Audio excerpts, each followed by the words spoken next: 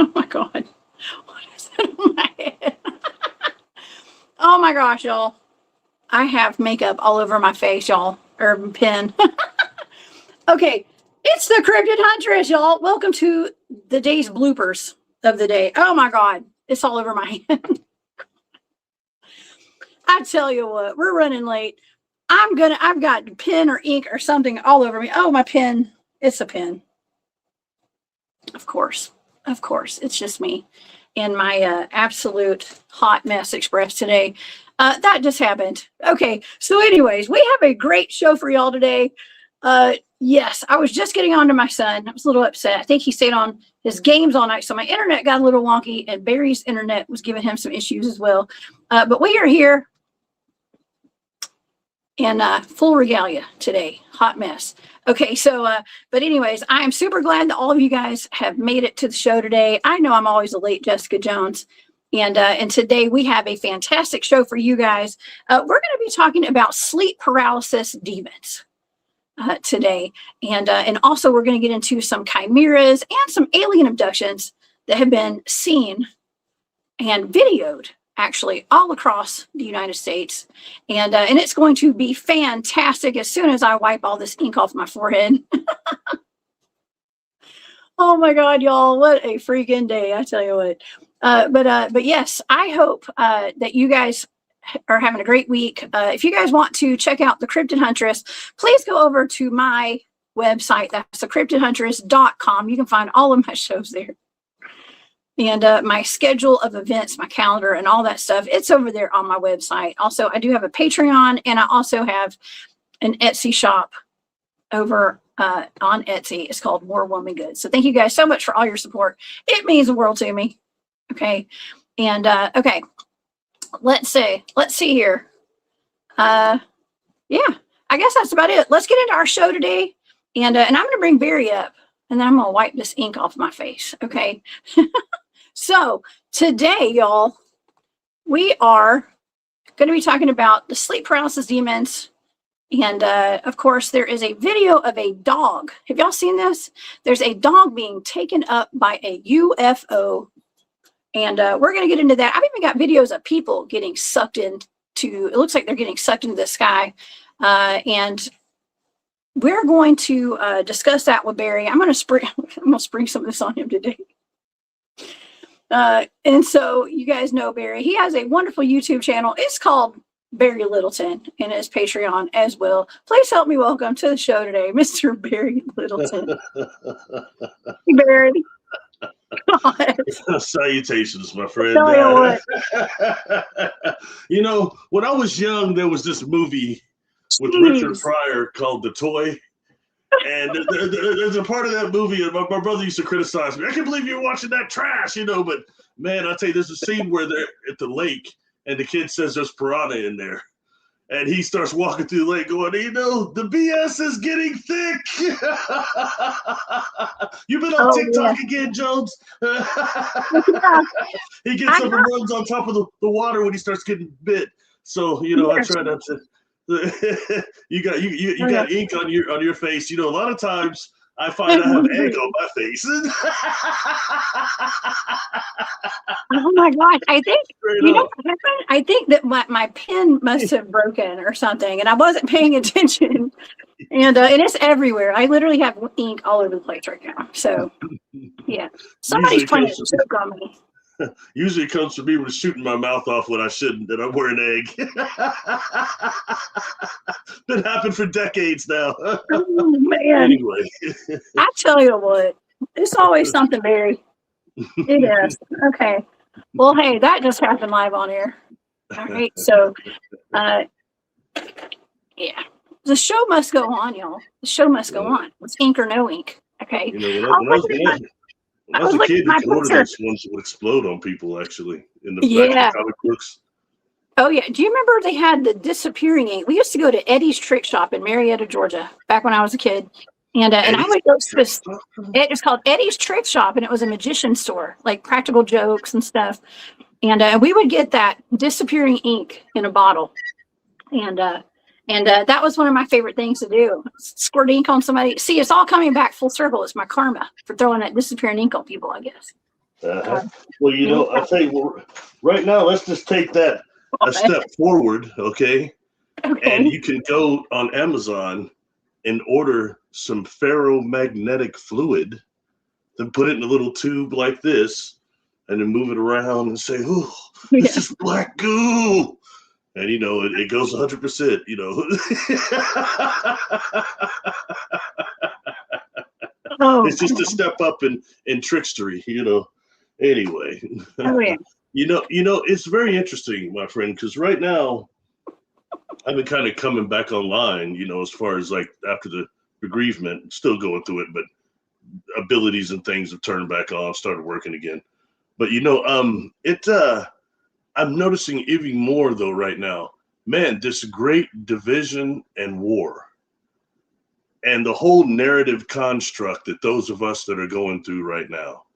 And, you know, and it really does come down to the battle between positive and negative, good and evil, you know, and it's no matter if some like religions and things I think are given to us by these negative inorganic beings, you know, I already know that or think that.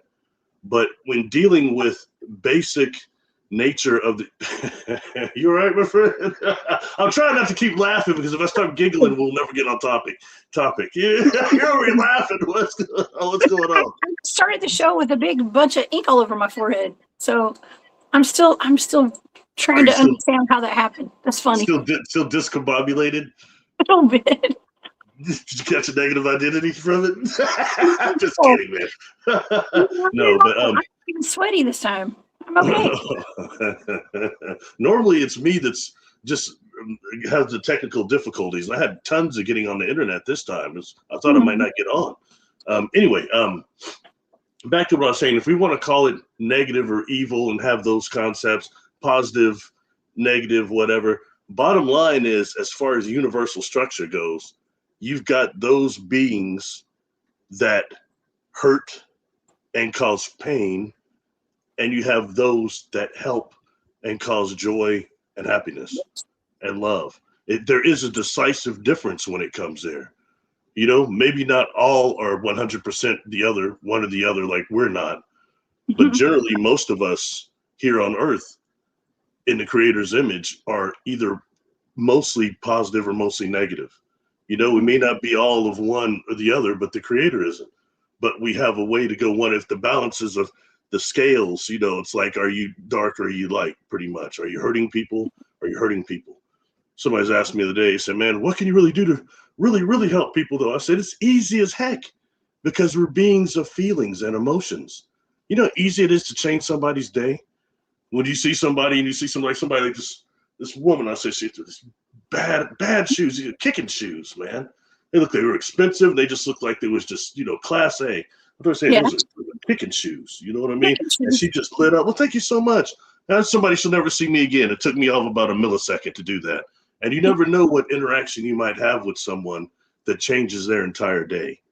That's why I started working with children when I was younger, because it happened to me. You never know what one thing it is you're going to say to somebody that has them go one way or the other. Those crossroads people are at in their life, and who you are can be determined by who you meet and when you meet them. It's important. So it doesn't take much to change somebody's life for just a millisecond. Anyway, enough of my preaching about the positive and the negative. Let's talk about some sleep paralysis. Is that where we're going? It is. I've been finding this very interesting because, I've woken up plenty of times when I am where I can't move. And, we've talked about, sleep paralysis and the things that we experience when we're having it. And a lot of times that happens with what we perceive to be alien abductions, right? And I really wanted to bring you on with me today, Barry, because you are a hypnotherapist. You do hypnosis and hypnotic regressions on people and stuff. And I think that there's obviously a connection with that, with like being in the different stages of sleep and being awake, basically like theta and all that kind of stuff. And there's all that. That's kind of like where it's kind of teeter-tottering right there when it comes to these sleep paralysis demons and things like that. And that's why people call them sleep paralysis demons, because they're seeing things that are not in the 3D that other people can see, but they're experiencing that. And I have some videos today of actual entities sitting on top of people, videos and pictures of these things. And so I just wanted to kind of, discuss it today and get your opinion on it and find out how are we able to see these things? I mean, it's kind of like we talk about the 3D moving into the 5D and the veil's lifting now. And is this something that we're going to be seeing more of in the future and experiencing more? Absolutely. I think we could start from, in my opinion, we've got the certain classifications of these beings that do this, I think, and 3 different ways to maybe look at this. Okay.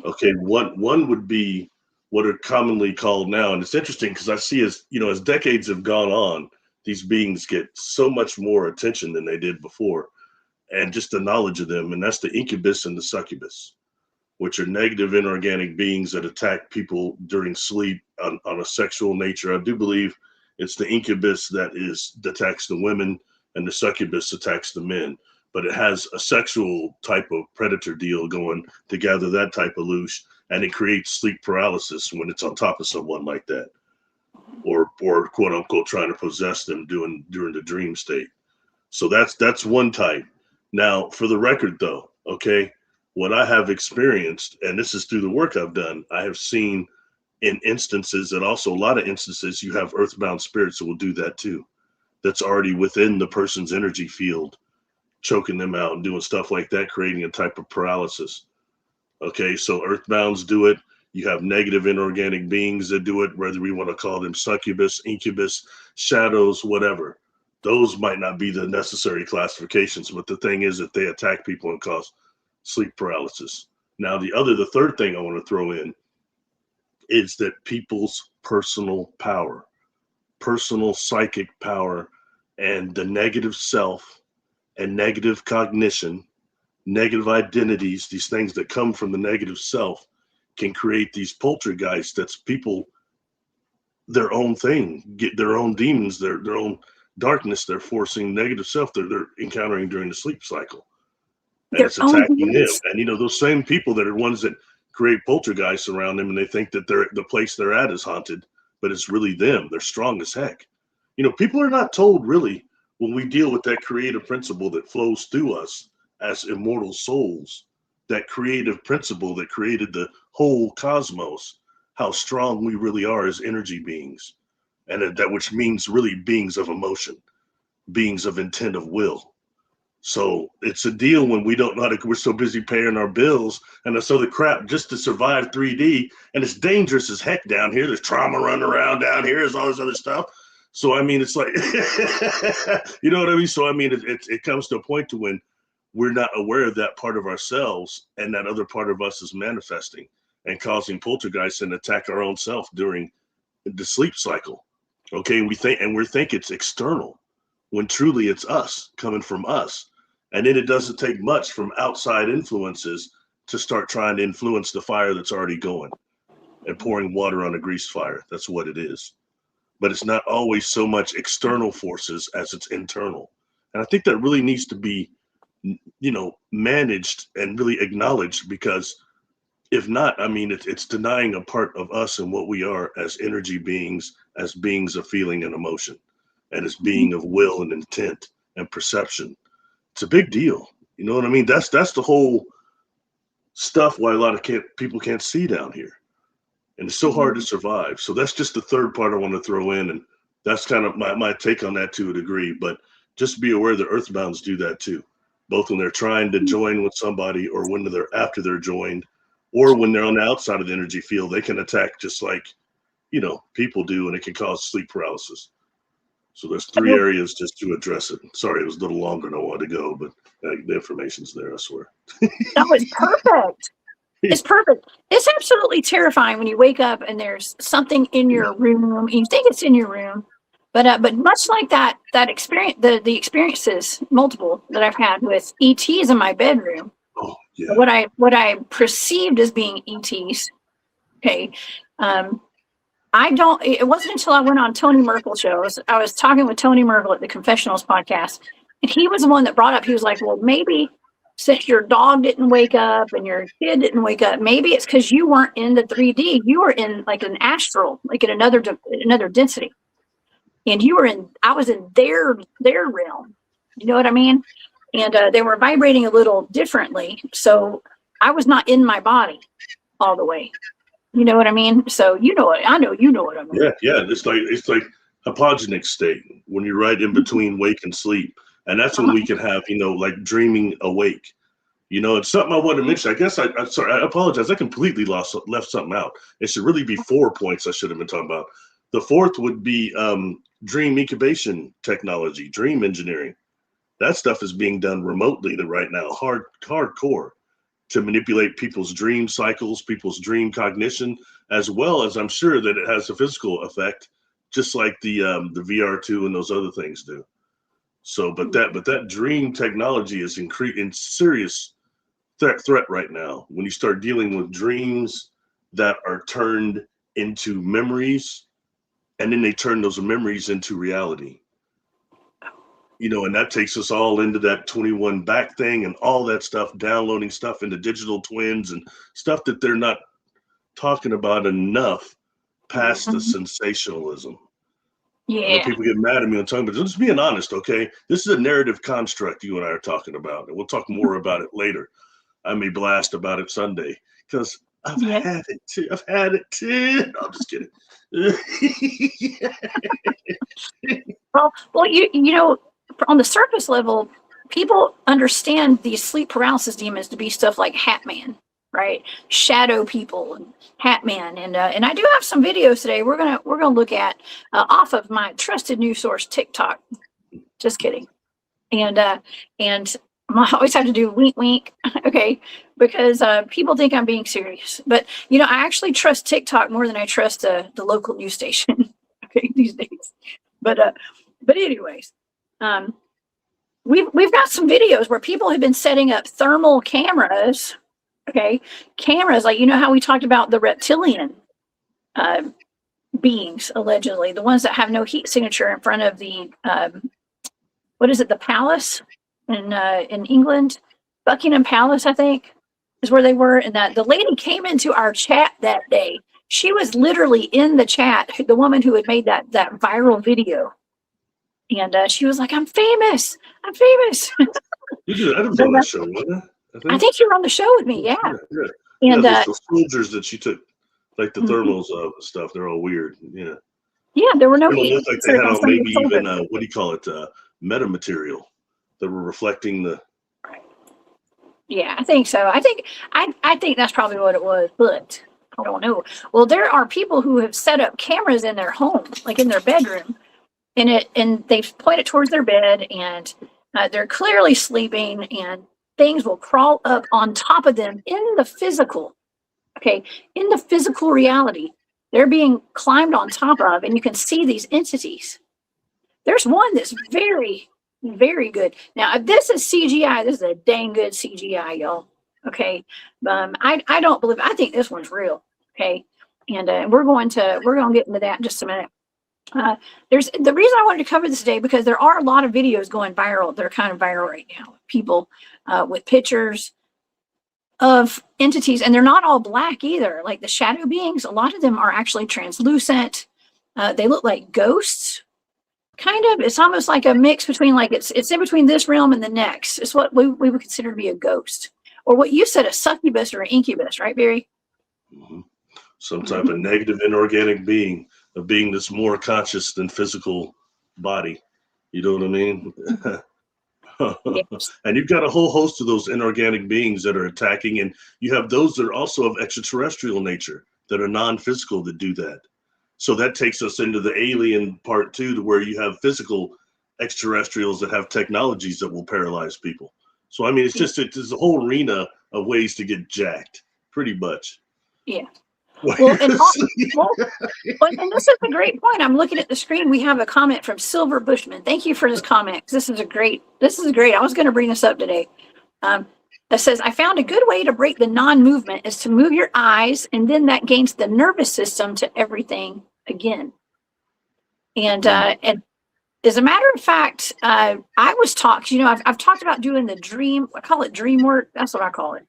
But when we were learning remote viewing all those years, we were taught that, if you wake up with a sleep paralysis like that, you start tapping your finger. Okay, tap your finger. If you can't move anything on your body except for your eyes or whatever, start tapping a finger, and that'll start waking the rest of your body up. It'll start bringing you back into your body. Basically, is what it's doing. Okay, and so do that. So move your eyes. Thank you, Silver Bushman. Yeah, move your eyes. Tap a finger.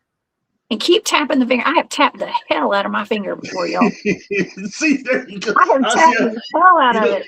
I see everything comes to me, and spirit will bring things to me in entertainment sequences or sections. And what I was seeing as you're saying that is actually people that are familiar with Star Trek Voyager, Chakotay, they meet these aliens that make them go to sleep, and they're attacking the Voyager crew during their sleep. But Chakotay, the second officer, the first officer, he had this technique. He was tapping to see when he's wake up or he's sleeping. Am I sleepy? He's up to tapping the hell out of his. But that's what he was using to pull himself out of dream state back into physical. Was tapping his hand. It was a technique they had devised. So when you're saying that, it's just right into that. I'm sorry. That's why I started giggling. See. That's why I love having you on the show, Barry. You always you bring it full circle, because that's stuff that I was taught, and then they've been showing you this in movies and TV shows for decades. Okay, and so that's what we do. That's exactly what we do. We tap until we come back into body. I can't hear you. You can't hear me? Uh-oh. Can y'all hear me? Let's see. I don't know. Can everybody hear me? Anybody in the audience? Y'all let us know. Is it me or Barry? I don't know. We're both having some technical difficulties today. Blackie, what's up, Chad? Chad's here. Okay, thank you, Marco. Tap your fingers. I saw that, Tyler. Tap your fingers. I can hear Barry too. I don't know if Barry can. Barry just can't hear. Barry, I do know the alphabet and sign language, but that's the best I can do. Okay. So Blackie, this is Chad, y'all go over to his Oddcast podcast. Okay, he says, I had sleep paralysis, I couldn't move at all, I had trouble breathing, and as it started easing up, I grabbed and felt a hand slide out of mine. Freaked me out. Okay, I can hear you. Something happened there. Can you hear me? Back. Yeah, I can hear you now. Okay, did you just do something? No, I haven't done anything. No. Well, I could hear you the whole time too. So the audience says they could hear us. Did you hear me going, what the F? You heard that? No, I'm just kidding. Okay, sorry about that. Well, Blackie, Chad, I think that this show is going to be right up your alley, because the videos that I'm going to show you guys, and I had some still shots and I forgot to pull them up, because I got ink all over my face right before the show started. Okay.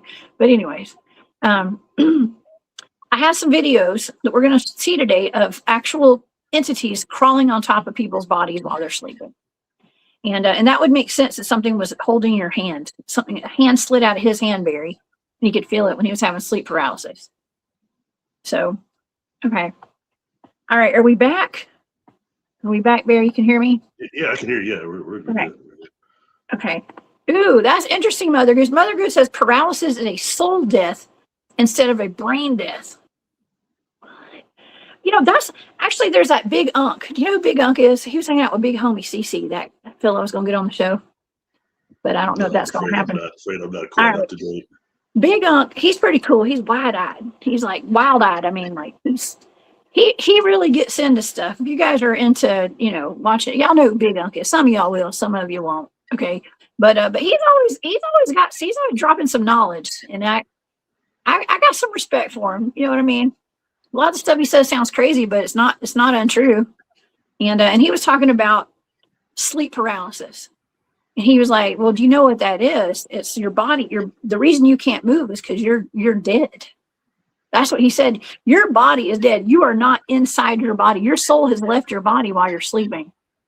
And then that's why you're not there. You're somewhere else whenever you're having that paralysis. And you're trying to get back into your body. That's what he says. I don't know. What do you think, Barry? Are you dead? No? I'm no offense on both accounts. There's no proof of that in either case, okay? And that is as much speculation as anything else. But we do know in reality that you've got negatives that will attack you while you're asleep, and that can create a type of sleep paralysis itself, and it can occur within the body. So to say that you are dead, and first of all, you have something that's called self-preservation.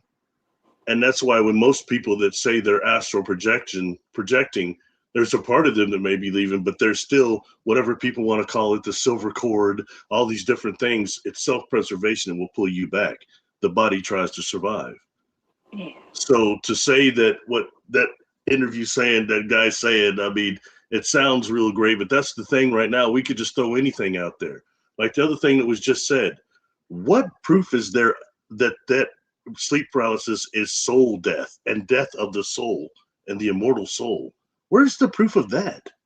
That's just talk and speculation. But what it does is it creates this construct that our souls are so weak and we are so weak that everything is taking us and everything is manipulating us, and it takes away from our own personal accountability and our own personal strength. And it's not good. And I say that not to be hard on anybody, but the work I've done has showed it again and again. And when you start dealing with those works, that we're much more than what we're told. When you start really doing with things that they don't want to admit exist, like the immortal soul or the superconscious or the divine overself, that all these different names, thought adjuster, but it's a part of us that's real, that is in communication with this us, and records everything. When you start accessing that, it changes the whole field of the game, honestly. You know what I'm saying? Yes. So I just say that because right now, Jessica, what I'm seeing is with this whole thing about the control of our souls, and once we die, we go in the false light, and then the torsion field of the moon, and all these other things people are saying. It sounds great. It's great science fiction. What was once science fiction? But now we prove that is science fiction. But what it's doing with the aid of this AI we're hearing so much, and people are calling right now, what happens to the soul at death? And the AI just tells you the perfect soul trap thing. It's amazing. That is creating this construct that's bringing the stuff into reality. So in the hive mind construct, more people will experience it. I'm just saying that because I don't want people to lose their personal power. It's important. Yes. No, I feel it. Absolutely. I wanted some sort of speech. I didn't mean that like for you. I wasn't like doing a speech. I didn't mean it like that. It sounded all weird. I'm going to get you, Barry. I'm just kidding. I'm just kidding. Oh, man. Go Chuck D on you. Sorry, my fault. Oh, man. Yeah, no, well, while you were talking, I was actually just thinking, because I wanted to show these pictures. I forgot to upload the pictures. I had some great pictures, but I know there's some, I just looked it up on TikTok as you were talking, and I found the video. So I'm not going to play the sound on this, but I'm going to play the video. I'll just go ahead and show this because this is the one that I didn't have. And I'm going to have to go to another page. This is a sleep paralysis demon. They call it demons. It is what it is. I don't like to label things, but that's what people call them. And if you type in a search for sleep paralysis demon, you're going to find a lot of interesting videos and a lot of interesting pictures and stuff. Okay. And unfortunately, a lot of the stuff, like back when you would do a search and you look up images, you'd find some legit pictures. Now it's all AI. and it's hard to like dig through to find the real stuff. It sucks, Barry. Really sucks. But you start to sound like me. I think I'm infecting you. It does suck. Yeah, totally. But let's look up this TikTok right quick. This is this girl's name is Chelsea Whoa. Okay, so y'all go follow her. Is this the video you think is real? Well, these are just still shots on hers. Okay, so I found it. That's the first one that came up on my search. So we're gonna watch. She's got a video. It's her talking. I don't really want to play the audio on it, but y'all go. I want to give her credit. Her face is all over it, y'all. You'll see her. Okay, let's let me share my screen, and then we're gonna go over to my TikTok channel. And I guess you call it a channel, right? I don't know what you call these things. I feel like an old lady sometimes, y'all. Okay, here we go. So I don't know. Can y'all see this? Okay, that's Chelsea Whoa right there. I like her. Y'all can go and follow her. Here's a couple of these pictures right here. Can y'all see? Wait, let me put this back over. Got to put my cursor over it. When she was smoking it up before she did that video, she looks pretty blown. Oh, man. Well, that's pretty baked, man. I mean, I have the original pictures. I'm so sorry, y'all, that I didn't get to put them. But this is the up close version right here. Let me hold on. It's going to start from the beginning. Dang it, y'all. I haven't figured this technology stuff out yet. I'm sorry. So those are the two. There's two different pictures. There's one on the bottom, and there's one on the bottom. It's on top of this person, and it looks like it's sitting on their face. Okay, and then there's this one at the top where it's like sitting on their face. Basically, they're both sitting on this person's face. That is weird. Okay, see that to me. Okay, that to me looks like an earthbound to me, or a ghost. A ghost, technically. We could say not all, but earthbounds and ghosts are slightly different. I mean, is that sexual in nature, or is that just me being weird? I don't know, Barry. That's weird. That looks weird. Looks like something grabbing the shelf and then leaning over this individual too. And I don't know what I'm seeing there. That looks like a person's like a back of a. It looks fairly like demonic.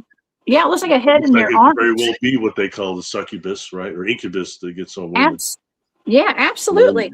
Maybe she hit the bong too many times and was opened, and I'm just saying. Hey, Barry. That's not the girl whose page that is not the one who's getting assaulted there. Okay, so this is for entertainment purposes only, y'all. She's got a really good channel. I like her. She does some good narrating and stuff. So she brings out some good stuff. Yeah, y'all go follow her. That's Chelsea Whoa. Okay, and she's on Instagram too, I believe. But yeah, I'm just curious about that because to me that does look. It looks legit to me. I mean, those pictures and stuff. Yeah, and I had yeah. Oh, that's interesting. Hey, Ed Peters in the chat. What's up, Ed? He says those images are people leaving their body. Well, it could be that too. Could be. It could be. But why? It looks like their butts on their face of that person, though. They come out through your nose. Do our souls leave us through our nose, Barry? Or our mouth? I mean, our soul does not have to come out of an orifice. Well, there's something that's called the death shackles. Have you ever heard those? No. I heard them on my mother. I didn't hear them on my father. Oh, the noise they make when they're dying. Yeah, I've heard that. Yeah, and I know that's the disconnection of that energy of the soul from the body is what that is.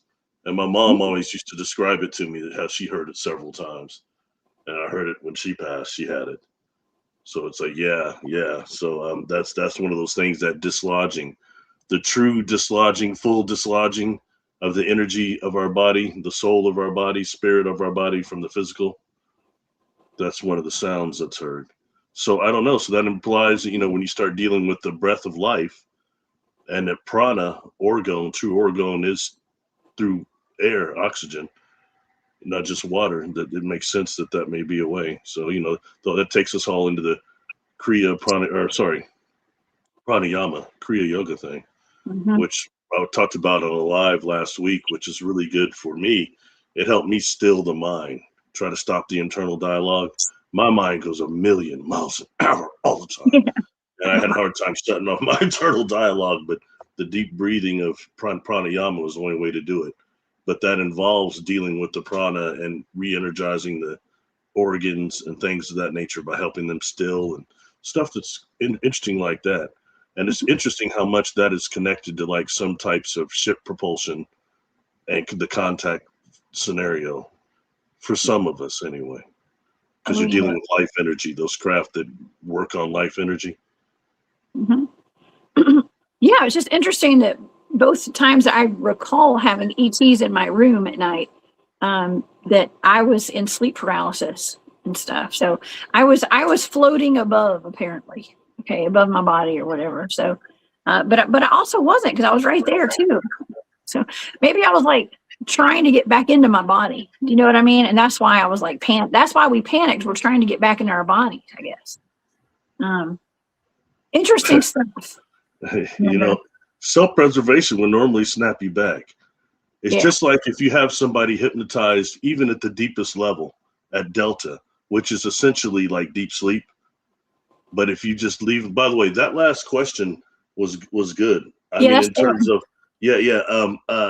my brother, when he's one of those astral projector things at night, he does an OBE and he goes way out, and he describes it starting like after he plays the bass, and after like a gig or something, he's just wiped out, and he's like, he starts going through this type of like, not just paralysis, but a sleep, like a body vibratorial thing. And then he like leaves the body. So, I mean, so what that individual just said, I don't see why not. You know what I mean? It might not be the classifications that we think. Interesting comment. So that's true. You know, IXOXOXOXOXO. I like your name. Okay, loud buzz. Harder you try and move, the harder it gets. Someone watching you. I slowly break free and poke them in the face. Man, you know what? That's one thing that I will say about that Grim Reaper manted being that was by my bed. When I you know, it does put us to sleep, and that's something that's a recurring theme, especially out in the field when we're doing our field research. When something major happens, we all just turn in and go to bed at night, and we don't understand why. It's like we're hypnotized to go to sleep. And that happens during these ET experiences I've had. I've been put to sleep and I have weird dreams. And that last one ended with me beating up some munchkins from the Wizard of Oz. And they were telling me to leave their mare alone. I was beating up their mare. And so, I mean, I was fighting. I have to think I'm a fighter in the astral too, y'all. Okay. I will knock somebody out if they're trying to take me. Okay. So I think that's what happened. Question, that mantle that was by your bed that was putting you to sleep, do you feel it was doing it consciously, or was there a technology involved, do you think? I have no idea. Probably all of it. Well, I mean, considering how much I've been trained and the psychic abilities that I've got and everything, and the telepathy, and of course I'm sure I got on their map if I wasn't already, when I started doing all the remote viewing training and stuff. So either it was either testing me, or it knew me, or I don't know. It was familiar. So I don't know. You know, it's been years ago now. I had a client, and they had described being as a child, like in the with their Girl Scout group, and they were doing a camping deal, and everybody's asleep, and like seems like everybody's sleeping really hard, and they were feeling like they were trying to sleep, but then they were experiencing sleep paralysis, but they were still quote unquote dreaming awake. They weren't asleep. And this triangle thing that sounds similar, but a little more advanced in the sketches I've seen of the TR3B, because afterwards, after I merged them, I had to look at that. And this thing was slightly different the way they described it, but it was a type of a triangle. And it put everybody to sleep and came up. And then it took like the client, and like out of the whole troop, like most of their little, whatever you call those, a Girl Scout group or troop. It's a troop. Yeah. Okay. Sorry. I see. I need to get back up to date. But anyway, but it took most of them, including one of the counselors. So not everybody quite was taken, but most all of them. But they were all still asleep on board this thing. This individual was still going through the sleep paralysis. They're completely conscious the whole time, while the other people are still asleep, and all this stuff is being done.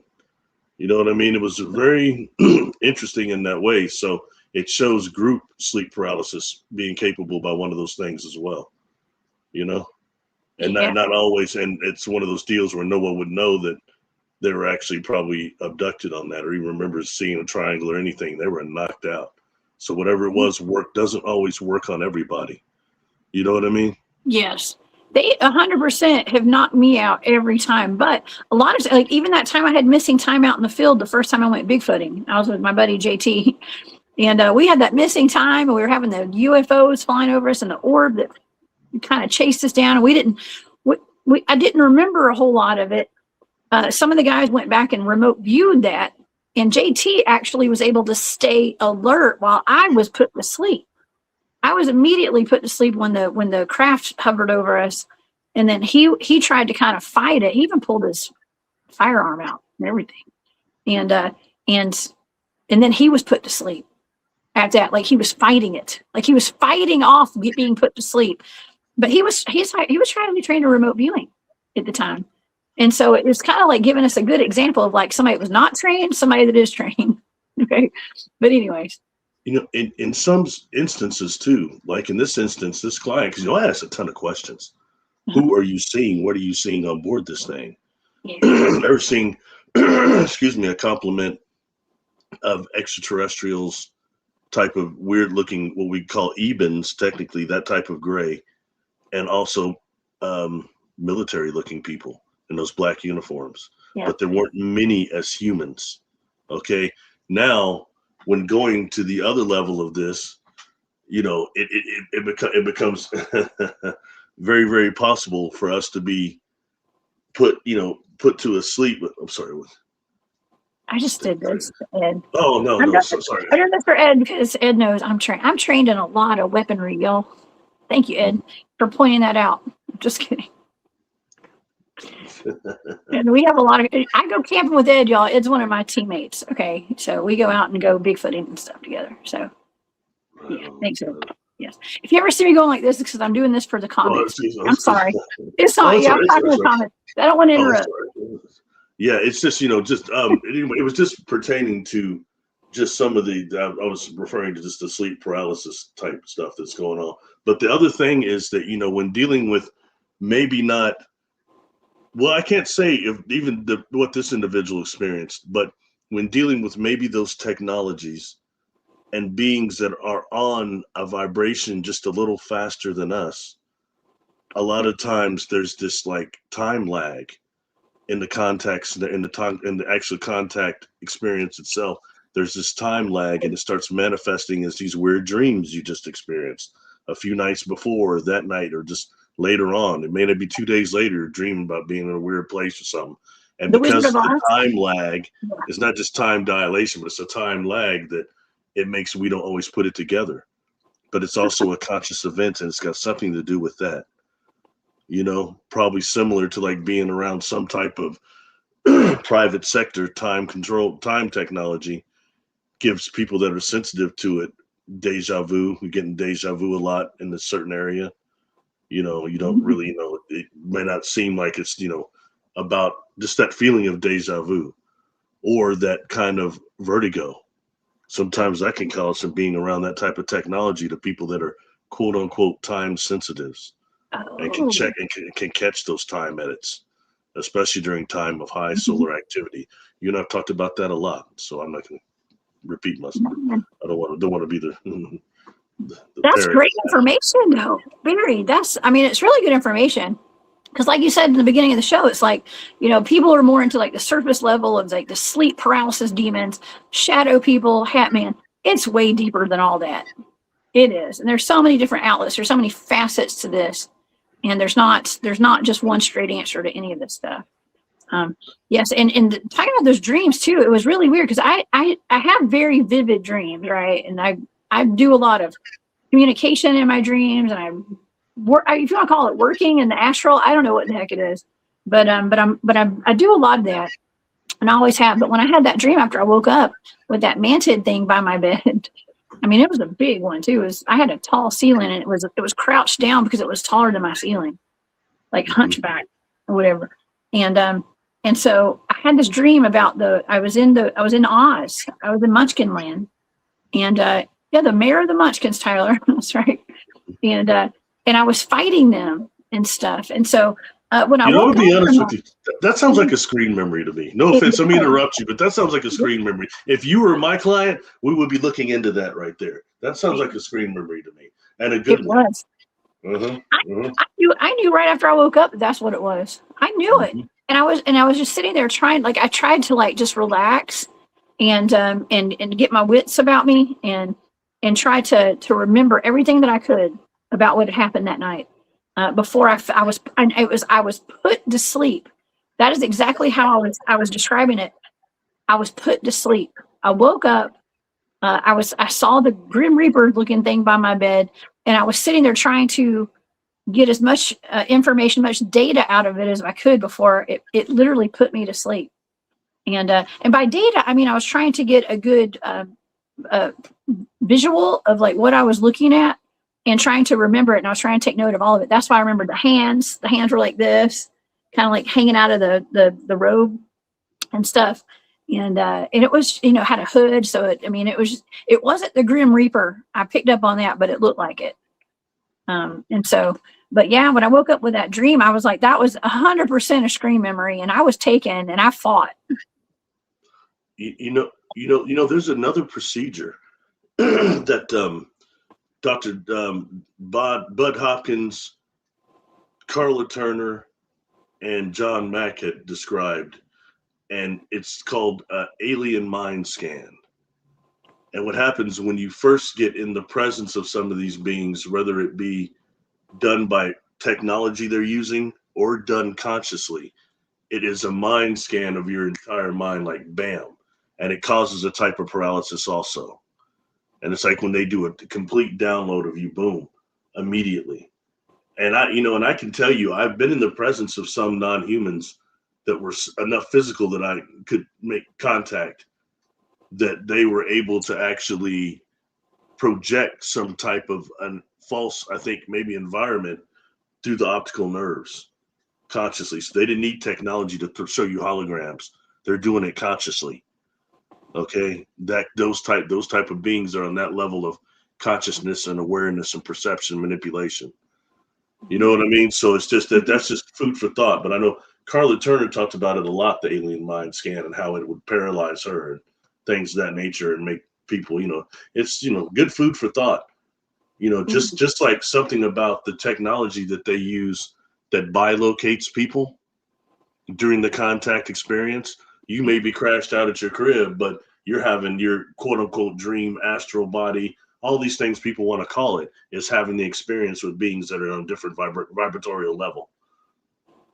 Okay. And then, yeah. So then, but then something about that, and that speak from experience, after being exposed to that bilocation effect, there's like a certain elation that comes just after the experience, like charged up, man, oh, that was heavy. You know what I mean? And then after that, and as it starts fragmenting as time goes on, away from their vent horizon, it starts fragmented and you get tired of the MF. You know what I mean? You'll crash out. It's like you crash out like you're like almost on a drug high of some type. And it may take a couple of days for you energetically recover. But at first, after a lot of these experiences, I would be charged. And I think a lot of it was also just being around beings of that vibratorial level on the physical. They may, even if they're not fully manifested, and I think a lot of that could be said when dealing with a lot of these cryptid, paranormal, spiritual, all the whole gamut, but when dealing with some of those technologies of bilocation, it's specifically strong. Wow. Well, I'm actually looking over at some of these comments and I've seen that there's several people who say that they have been in some sort of a sleep paralysis or they're having these dreams and they have literally punched aliens and stuff when they came out of it. So of course, look, here's the perspective. We got to look at this from all perspectives. If you're an ET or you're some kind of entity that is trying to take the life force of a human or do whatever, I don't know what they're doing, right? You wouldn't want that person to punch you, so you'd want them to be put to sleep too, right? And we're going to fight. Listen, out in the field, some people do carry firearms and stuff. You know what I mean? And so they're going to want to put us all to sleep before they go and have their way with us, whatever they're doing. I hate to say it like that because it sounds so ominous and terrible, but I think that's what's happening. I mean, I don't doubt any of that at all. Mm-hmm. Because what you're dealing with, it's like, what did Credo call those grays, and the ones that look those certain types of gray, said that they call them, I can't remember what the word he used now, not animate. Anyway, but it means torture of people, torture of man. Mm-hmm. And he mentioned how they seem to be enjoying the torture they were doing on him, these experiments.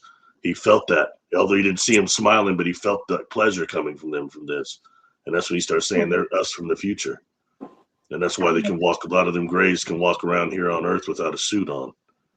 But a certain type he's talking about. I'm not an expert on every type of gray, so I'm not experienced them. So, but well, that's where people are coming up with the whole aliens or demons conversation.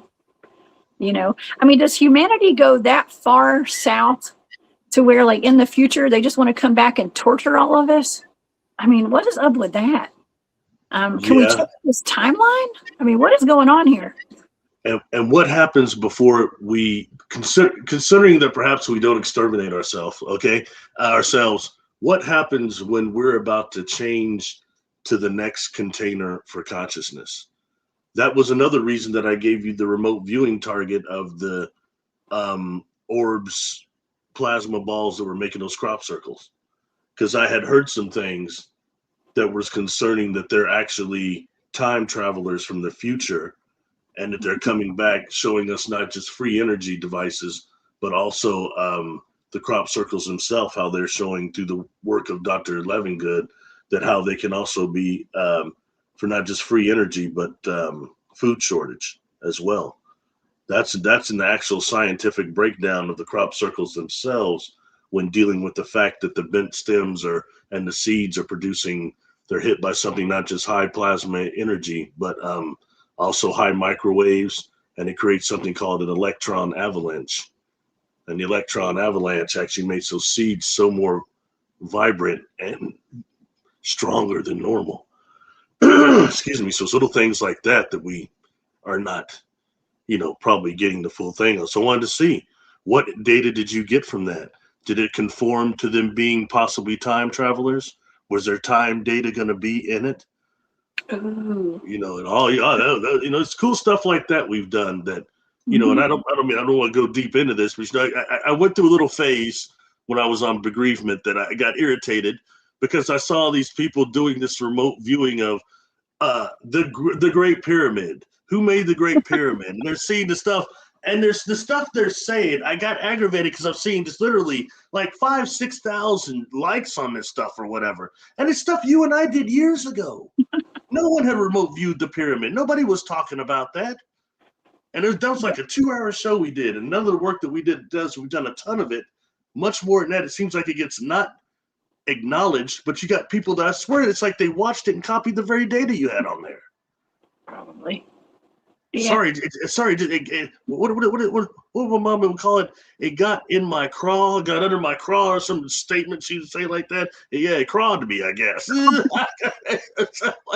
Anyway, sorry, but your panties in a wad. I'm just kidding. No, I wouldn't say that. Don't wear panties. But when going back to the other though, the parallel, the connection is really kind of there when dealing with like what information you got, and it turned out it was very positive. That's, as I always said, that's one of the most emotional I've seen you get on a target, and it wasn't negative, it was positive. So so it said even a little bit more than what I had anticipated than just time travel. It's that and more. You know what I mean? So it's really good food for thought. And when we start thinking outside the box, what all other containers for consciousness is there? We look at dusty, complex plasmas. That's a good thing to look at. Look at condensed light, which is what science kind of calls liquid light, and look into scientific experiments concerning liquid light and how that are maybe all viable containers for conscious for us when we get outside of this container, or when our species goes to the next level. So I want to know, were those like spears? Are they coming back? Because this is a time, I've heard this hypothesis, that they come back because they're interacting with us because it's when the DNA here is still viable. The same thing I've heard about those grays that are supposed to be from the future. And that's why they're doing all that. And you and I mentioned this before, you know, what the heck is the connection? It makes you really look it makes me look into the connection when looking at that and that type of cloning. The connection between human and cow eyes. Yeah. And the genetic connection. You remember I gave you another target that was the quote unquote Emiko alien from the Aviation Weekly magazine. You know, and when looking at that, was it a real being or not? I remember you hit on the eyes on that. And, you know, Bill Cooper was talking about that. He thought that that wasn't even necessarily as much of an extraterrestrial, but one of these beings that was made in one of these biological labs. This evolving dealing with the cow eyes and the manipulation of human genetics and cow and making these things. This ain't ETs we're talking about. These are people doing this. You know what I mean? So it's just, you know, food for thought. Sorry, I don't want to get too far off of our being choked out at night. Well, it kind of is all it's all connected. I wanted to show the audience that picture of that Emiko alien right quick. Let me share my screen. I'm afraid to click on any of these because it'll go to the video. give you an ad. Yeah, well, that's it right there. That's the alien. It was in a magazine, wasn't it, Barry? Aviation Weekly. Yeah. Yeah. And it got them more business than like they'd ever had. You know, from that ad. And when it was investigated, people said, oh, it was a 12-inch statue. It was a 10-inch statue. And you start breaking it down like we did, you know, you and I were doing it, which is what Bill Cooper had done too, showing that there's hair on the neck and a fine, almost baby hair on the skull and things. There's several different pictures of it. There's one that's a little clearer than that one. But yeah, but I mean, it's very interesting. And to me, it looks just sad. I thought. I can't remember. I think you might have picked up the data. I can't remember exactly what the data was. Yeah. I remember you making reference to eyes. You had no idea what you were looking at. So very interesting, you know. Yeah. It's pretty cool. It's pretty cool. Well, I think I had some videos that I wanted to show the audience. This is off of TikTok, my trusted news source. Okay, so buckle up, buttercups. We're going down the rabbit hole. Okay. We're gonna look at some of these videos and do some commentary. And if you guys are not following me over on the Cryptid Huntress channel, please do. I'm not even following myself on this computer apparently. But go look at the Cryptid Huntress over on TikTok. And look, Barry, there's you right there. No, it's tripping because I was actually looking to the left and I was doing that down there. I was like, man, that's not what I'm wearing. That's you. Sort of weird. That was a weird temporal anomaly just happened for me. Oh, look, there's Unc right there. There's Unc. That's Unc right here in the corner. That's who that is, y'all. That's what, yeah, because I pulled this up. I think I reposted this. He's talking about the sleep paralysis demons right here. So I did repost that. I repost a lot of stuff over there. Let's go first. Let's go to these. Let's go to this video right here. Let me make sure that it is muted. It is. Okay. This is, let's see whose channel is this. Oh, crap. Hold on. Hold on. This is RC more BCZU. I don't know. Something like that. Heck nabbit, y'all. Hold on. I'm going to get this straight in a minute. Isn't that a cat? A cat like that's the thing that I had remote viewed that. Yeah, I want the audience to see this. I don't want to touch the screen again because it'll mess it up. But this guy has like a thermal imaging. He has a thermal camera in his bedroom, and this is him sleeping. He's got it from all these different angles. And I want you to watch what climbs on top of him in the middle of the night. And he's literally getting this from all these different angles. Look at this thing. Look how creepy this is. It's a humanoid body. This is live. And you can even see his shirt move on the bed and everything. The bed even goes down a little bit. And there's orbs, Barry. The crazy thing is an orb will fly off in just a minute as well. Okay, do you see this thing sitting on top of him? Like it's squatting on his chest. This is in real time. See the orb flies off? Mm-hmm. And look, it's still on top of him. And there it goes. And then he wakes up and look, he's having trouble getting up. So he only gets the thing crawling on from that one angle then? Yeah, Is that well, correct? he's got a couple of cameras in there. Look, this is the close-up, so you can watch it. I mean, that thing doesn't even really have heat on it. Look how it's just is squatting on him like that. That's weird. What do you think about that? And you said that's a thermal camera there? It looks like a thermal. Yes. It's showing heat. Well, what's very interesting is that, at first I'll say, man, it looks like a gimmick because it looks like to me somebody wearing something, getting like up there doing that. But then when it gets up there, I see no compression on his body whatsoever. So that's interesting. You notice that? Yeah. Yeah, it's weird, right? I mean, is that what a succubus is right there? I mean, is that what that is? I guess the other one we wouldn't be able to see it if it's not thermo then, right? That would be the explanation for that. I would take it. I guess. That's wild. Damn, what happened there? I don't know. I don't know. Too much varnish on the wood floor. Yeah, this is the same video, but let's see if I can make it bigger. Yeah, let's check it out again. Hold on. Dang it. There's that squirrel again. All right, let's watch this one. If you guys can see that. This is the same video, just from another page right here. I can see it better. There's another orb. I saw another one. Yeah, I find it looked like it was going right into him. That was interesting. Yeah. So you've got an orb that comes in and then goes out. And what you're seeing on the other thermo is this humanoid-looking thing. That goes see the other one? Okay, that was pretty good. I got to admit, that's pretty good. Yeah. There's multiple orbs in these pictures. And I think that's very important to note that. And then look, it looks like a pale crawler or something. You know what I mean? It looks like a human form climbing on his body. And it's literally putting its feet and its hands. It looks like it actually looks like it is no. It actually looks like it's choking him. Right? Now question. Well, it looks to me like he's being mounted to me. You know what I mean? Yeah. It's really creepy. It looks like one of those that would be what a succubus, right? Yes. Now question. What is it that caused him to have this complete setup on himself when he's sleeping? Had he been having just frequently problems, or what caused him to make this whole setup?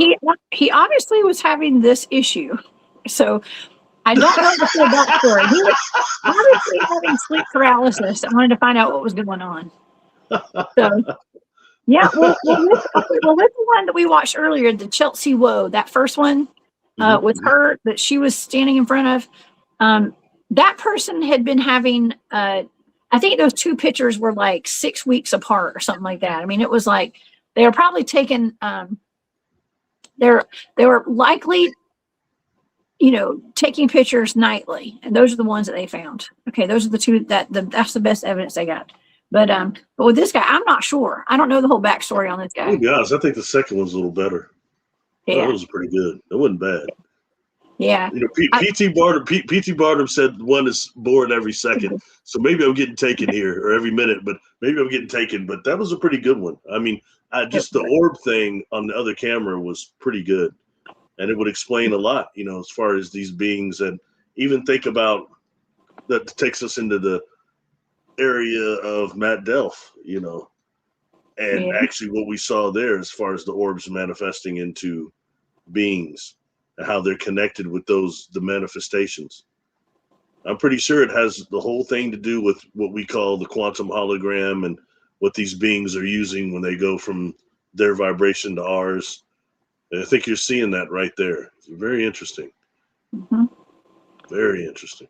This is interesting. Mother Goose says, I worked with Dr. Bursich, who lived with the J-Rod. He was Majestic 12, my director of the board, Dr. Reynolds, head of Majestic 12. Very cool, Mother Goose. That's awesome. Yeah, well, okay, I have more videos. Hold on. Let's see. Wait, let's see if I want to show some of these other ones. Let me go back. Okay, what do we have? Oh, okay, let's watch some of these. I guess let's move on. We could move on. I mean, I'm still really into these sleep demons. Okay. And those are two of the best. That's two of the best pieces of evidence that I could find. Were those now? Just like Bigfoot Dwarf said it could be editing, good editing. Yes, it could be. It could be, but how do you explain those orbs too, though? Because with the orbs combined on there, it makes it a little more. To me, it could be a little more legit because there's other paranormal stuff going on in those videos as well. Well, you know me, I'm always highly skeptical, but at least Absolutely. That one I thought was good enough to entertain investigation. I think. Yeah. You know what I mean? It was better than most of them I see. So, but he's right though. It could very well be a great setup. The CGI stuff is, or not, what do you call it CGI anymore? I'm sorry. That's an ancient term. AI. Yes. Everything could be AI at this point, y'all. Everything. And so do I trust everything I see? Absolutely not. I hardly trust anything I see real anymore. Quick, I'll tell you, I ran into that person that was kind of an expert on the AI and the resource stuff. Mm-hmm. That is, you've got a part of the community trying to debunk that I think is not being done successfully. But this time they were talking about something different. They're talking about those data centers, and I hear it all the time, that word, but I really don't know fully what they are. And they broke it down really quick. And they were saying how they were being really, like, in my own town, they said a couple of places where they're being put in basically black neighborhoods, okay, or Hispanic, normally lower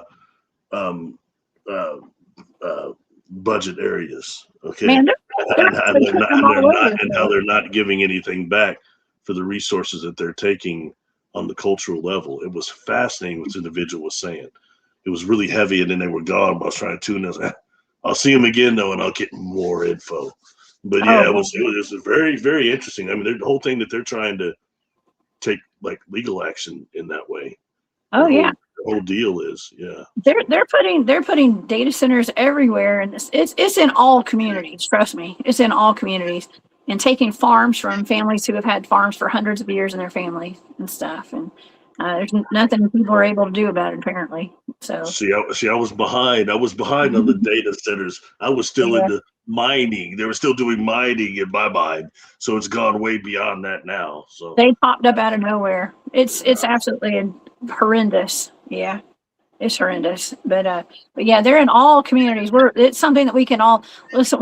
That's a big threat, actually, in my opinion. What was that? Ronald Reagan said that until we have a threat from an outside force that will bring us all together. Now, how about we got a threat from the inside force? Okay, and this is gonna bring us all together. All right, and I think everything's inside at this point. But I digress. Y'all. Okay, sorry, it's a good conversation. Yeah, there's actually some other videos. Yes. Oh my gosh, where's the one with the dog? Hold on. There's a video of a dog getting taken in the middle of the night, and I don't know if I even have it on here. Let me look for it, y'all, before I pull this up. Oh man.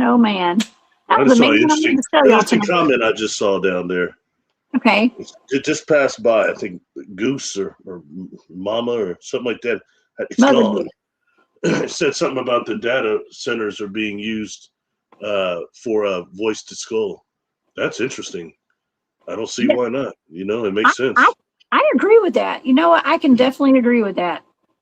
And okay, hold on. I've got it right here. Maybe. Hold on one second, y'all. I am looking for a video for y'all. I hope that I saved it. And I probably did not. Okay, let's see. Hold on. Dog abducted by UFO. I don't know if y'all seen this or not. Dang it. No results. So when someone said, why can't they order pizza without a phone app? It's true, isn't it? That's the new thing. It started calling in these days, isn't it? A UFO. Okay. No result found. Dog disappeared. Okay, hold on. I'm gonna find this. No, maybe I'm not. I agree with him. I thought the orb part was pretty good. I did. Yeah. Well, dang. You know what? I usually save these. Maybe it was on TikTok. Hold on. Let me go to my other source here. Okay. Well, while I'm looking for that, let's go ahead and check out these videos. Okay. This is a really cool one. And this is of a family. This is a man that's walking outside of his house. And I'm not sure if we've ever showed this on the show before. He's walking outside of his house and he gets there's a Ring doorbell camera out there. And he gets sucked into the air, Barry. Now this video is gonna loop a couple of times because what it's gonna do, it's gonna play and you're gonna see it from a wide angle, and then it's gonna go in and do a close-up shot. Okay. It says alien abduction caught. Now we don't know for sure this is an alien abduction. Look at this guy. See that? You see him? So he's walked outside of his house, and then he disappears and goes, and he flies up into the air. And that's on a Ring doorbell cam. That's not the only video that I found of this. Okay, but that's the best one that I could find. What do you think about that, Barry? Can you see that?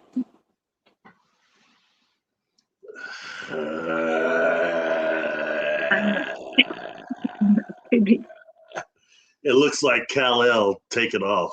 Was that guy Superman? That's more what that looked like to me, man. That looked like a Superman effect to me.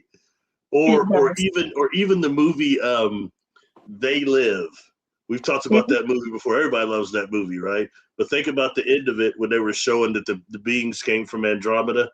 They were taking off just like that too. And it's got something to do with gravitational lensing. I don't know, man. I mean, it looks great, but I'm sorry. I'm getting the Marvel comic and superhero thing from that big time. DC Comics. I don't know. Here's another question. What about that individual? Has anybody talked to him? Have they disappeared? Is he missing reports, or who was that? He disappeared. He's gone. He got abducted. I don't know. That's a good question. I have no idea. I have no idea. Look, we got a World Star video right here. Hold on, can't miss this one. Check this out. Now, this is really interesting too. This is another one. They're claiming this is an alien abduction. There's a UFO hovering over this house. It's on a Ring doorbell cam, and so it's like something light. That kind of the sky lights up, and there's a craft hovering over this house across the street. So I thought that was kind of cool too. These videos have been around for a while, by the way. Okay, these things have been around for a while. Do you know what that reminds me of? That movie is called The Fifth Kind, I think, and it's out of Alaska. No, is it Nome, Alaska? And like the family, like they're getting abducted out of their house and stuff, and the crafts are over there. It just reminds me of that movie. Okay, but all right. So there's that. What I really wanted to show y'all was the dog. The family's dog went missing. Okay, and it's tragic. The dog's gone, and the family went to go look at their doorbell cams. You know, their cameras around the house.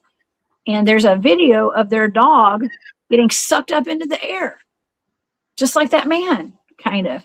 And so I don't know if I can find it, y'all. You sure that man wasn't Henry Cavill? Is it Henry Cavill? I don't know. Who's that? Never mind.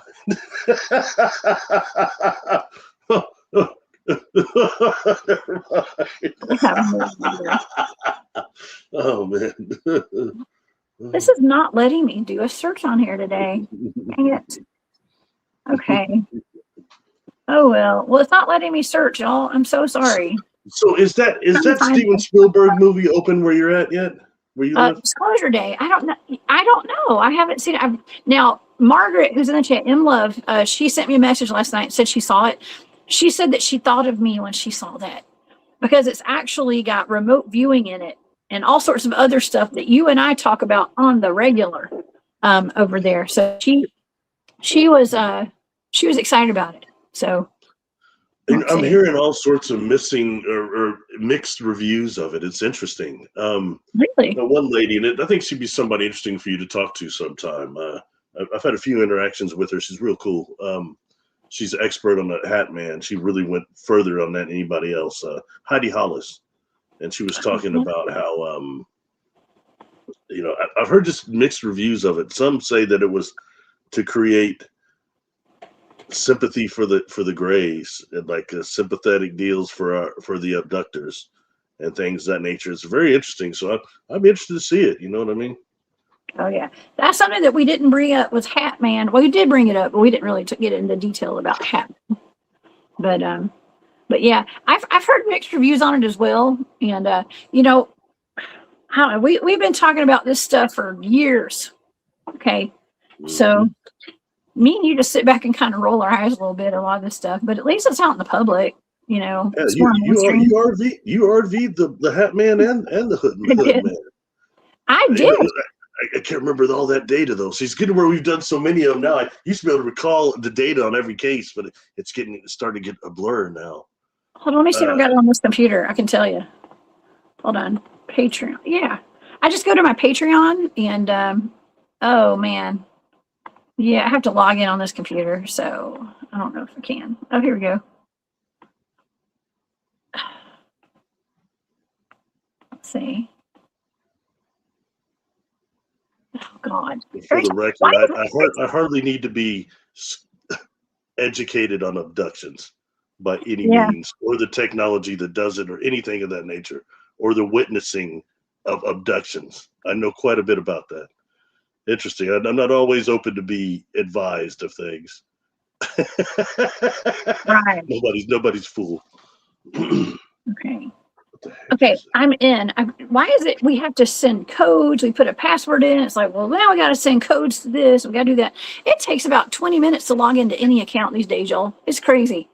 And okay, so let me log into my Patreon here, and I will. Okay, let's see. I'm going to search for the Hat Man. Interesting. It seems like certain topics is getting harder and harder, isn't it? Just to get it downloaded and things. Yeah. No way, that's a mistake. Let's see. Let me look up Hat Man. Well, I'm so sorry. Sometimes it just takes me a minute, y'all. Okay, here we go, Barry. I found it. Let's talk about some of the data for Hat Man. I want to say that it was like a time traveler or something like that. Do you remember that? Yeah, kind of. Yeah. Okay. I remember the data was interesting and not what I expected. You know. Mm-hmm.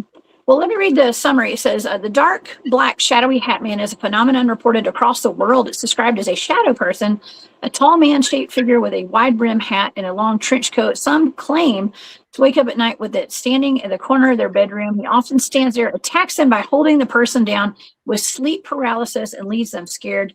He's been photographed in pictures with using unsuspecting bystanders as well. What is the Hat Man? Here we go. For the data here, eyes, okay, elemental. I picked up on an elemental. Elemental, something about weather manipulation. I wrote weather manipulation, weather, self-correcting, course correct, time tunnel, time traveling. He's self-correcting the timelines. Remember that? That's what it was. Self-correcting, course correct, electrical time tunnel is what I wrote. Okay, so something to do with time. That's what I thought. It was like a time traveler. Okay, so I wrote down Green Giant was in there. Something that was he was probing. Okay, probing and exploring in the trenches. I wrote inches, trenches, scientific, itinerary, chronovisor, and teleport. Chronovisor and teleport. That the 100%. I believe he's some kind of a time traveler who's course correcting the timelines. I don't think he's negative personally. But that's what the data said, Barry. Isn't that wild? Pretty heavy. And, you know, it makes you wonder then, what is it about the reason that he elicits so much fear? And that you know, I myself have seen the Hat Man, okay, when I was younger. And this individual's walking at the end of my street. And, you know, when you see things like the image of that individual from Jeepers Creepers was similar to that, but a little more humanoid even. And it didn't do nothing to me, okay? It didn't even approach me. But just seeing it, yeah, that's one of those pictures that I think that's been around a long time. Oh, yeah. But you know, it still elicited a nervous feeling. You know what I mean? A fear component. Mm-hmm. And it could just be inherently because we have a fear of darkness, shadow, blackness, and a period. But it was something more than that. Now, Howdy Hollis connects the Hat Man and the Hood Man, the Hood figures, directly to evil, demonic. That's her consensus on it.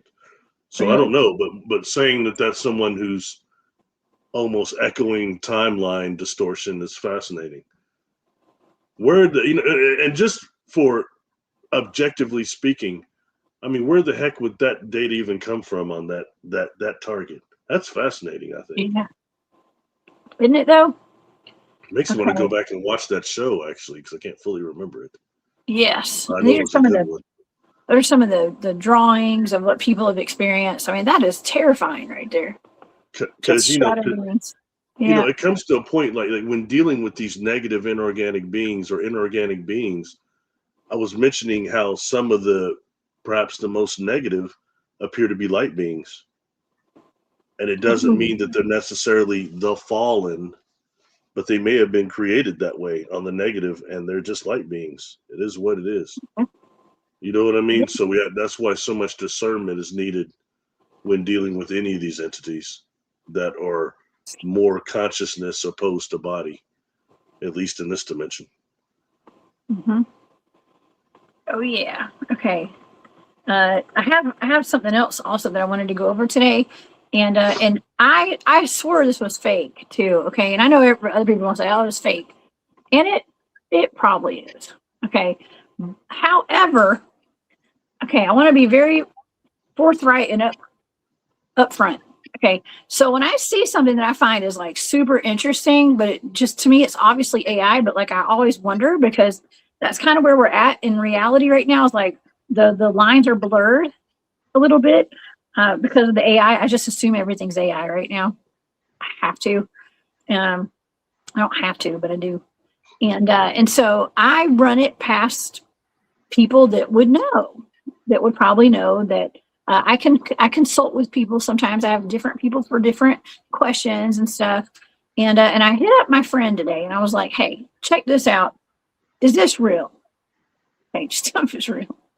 And are these mermaids?" Is what I said. So we're gonna get something that looks like mermaids. Okay, like really ugly mermaids, like real ugly, like something else. And I was like, "Is this real?" And my friend was like, when I said mermaids, he wrote back and said chimeras. And I was like, "But are they real?" That's the question. Are they real? And the question, I got a roundabout yes on this, but I don't know if this actual stuff is real. But it'll be based off something that probably is real. Okay, but I came across this on Squatch Watch has some interesting stuff on Instagram, and he had put out this video of these things. But I mean, I swear, y'all, I really do think this is AI. But when I consulted with my friend, he said chimeras. Okay. And we just had that show about a month ago with Jimmy Payne about Dulce Base and all the wild and crazy experiments that Phil Schneider talked about were going on down there, and the chimeras being made. I mean, this is real life, right? It's really happening. Barry, you and I've talked about this, Earth being a laboratory, right? And now we have these things. I know. If you guys haven't had your daily laugh today, you're about to have it, Barry. Okay. It's one of those. One of these. I've been laughing too much this time already. So okay, well there's pictures. I'm gonna pull up Squatch Watch on here. Okay, on Instagram. Y'all go give him a follow. He's fun to watch. His stuff's entertaining, to say the least.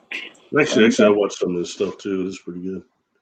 Yes, and I'll even read what he wrote right here if you want. Okay, so it says, "Perhaps the greatest cover-up is convincing us nothing is real." And ain't that the truth? So this is what he wrote. He said, "This unsettling footage has been making the rounds online, and many viewers have called it pure nightmare fuel. The strange figures appear to be some impossible blend of shark, dog, and mermaid. With bodies seemingly adapted for both land and sea, their movement alone is enough to leave people disturbed. Some have even compared them to descriptions of the mysterious Ninjin, a cryptid said to inhabit the cold oceans and reported as possessing features that don't quite fit any known marine animal. Others have pointed to legends like the Aquatic from Inuit folklore and a fearsome creature believed to shift between the form of a wolf and an orca. Naturally, many people assume the footage is AI generated, but that raises an even stranger question. If these creatures aren't real, why do they feel so familiar? How does artificial intelligence manage to create images that seem to tap into ancient fears and forgotten memories. Some have proposed an eerie theory that perhaps AI isn't creating monsters at all, but training humanity to doubt everything it sees in a world flooded with convincing fakes. Would anyone recognize something truly unknown if it appeared before them? Or would we simply dismiss it as another digital fabrication? So what if, however unlikely, something like this actually exists?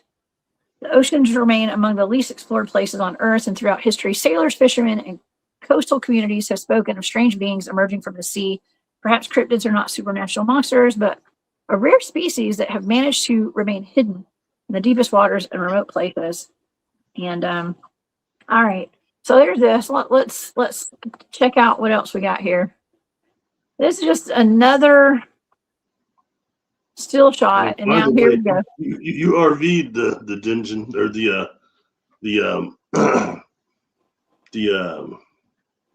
Ninja, as they called it. You remote viewed that. Yes, that moves like AI. It does. That's definitely, it's got to be AI, y'all. It's definitely AI. But it's interesting, right, Barry?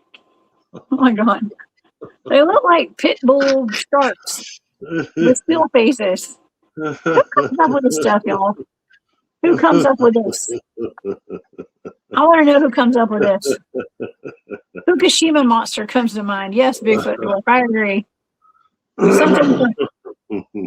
Well, you know, it comes at a time where, you know, like Representative Congressman Burchett, you know, other people are saying, you know, there's all these different civilizations of aquatic ETs or ETs in our oceans. There's at least 5 different civilizations of ETs living in our oceans. Well, what do those things look like?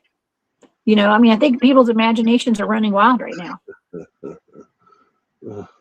I think that could be it. I think it's a cool video. Like a partial mix of mana from Manta and Moray. The top half of that with the bottom of like a iguana. Iguana. They have a human booty. They got butt. All that. I don't know. I gotta be honest. That one, I'm not buying that one at all. I think that's pretty terrible, personally. That's just my opinion. You know, it could be. Maybe it's real. Maybe I'm just living in a false reality, but it looks pretty fake to me. Yeah, it definitely looks fake. Dude. It's like, what the hell are they doing? What are they even looking for? You know, are they about to mate? Is it a mating ritual? I mean, I just want to know what beach this is, so I don't take my son out there. Okay, and yeah, this is why we don't go swimming at night, y'all, in the ocean. It's probably not a good idea. But yeah, I want to give a shout out to Squatch Watch. Like I said, it's always entertaining, y'all. If nothing else, let's see if there's any more. They had something else on their channel recently, and I want to say it was maybe a reel, but it caught my attention. I can't remember exactly what it was, but it was more recently though. It was something pretty interesting they had on. It was way more. It was better than this one. That's a good point. Honest content is like they're not leaving prints in the sand. Well, that's because the water's covering it up. It's because the water's covering it all up. That's why. That's a good point. That's a good point. I know. I kind of watch the splashing doesn't look natural either. Okay, but nonetheless, it's fun. I love looking at stuff like that, and you know, the lines of reality do get kind of blurred with all this AI and stuff. You know, I was looking for Jason Momoa. I thought maybe he would come walk it up. Ooh, I'd like to see him. Aquaman. Maybe they're hanging out with Aquaman. You know. Yeah. Go have a couple of drinks in the bar, right? He does that. Like Poseidon and his trident. Yes. I mean, nonetheless, we do have. Listen, I've seen things that should not exist myself. Okay, things that aren't supposed to exist, and I go out there and I chase them and I hunt them down. Okay, looking for them, and sometimes they come across me. They show themselves to me. And I've never seen anything like that. I'm not a huge fan of swimming out in the ocean these days. I never have been. We don't know what's out there. My sister was just like, hey, did you see that video of that guy that got eaten by a shark in the Panama City Bay or something like that? And I was like, oh, Lord, no. And first of all, it's probably not safe to swim in the bays out there where he was. But yeah, there's swarms of sharks out around the East Coast and the Gulf right now. If you guys are living down there, I've just seen all these videos of swarms of sharks. You know, I know you don't do a lot of movies, and since this one was kind of somewhat of a private movie that made it, but it was just horrible. It's a movie called Open Water. You ever seen that one? No. It's where the people were diving on the cruise ship and they got left out there. And nobody found them. They had to float back and try to swim back. It was horrible. They got ate up by the sharks.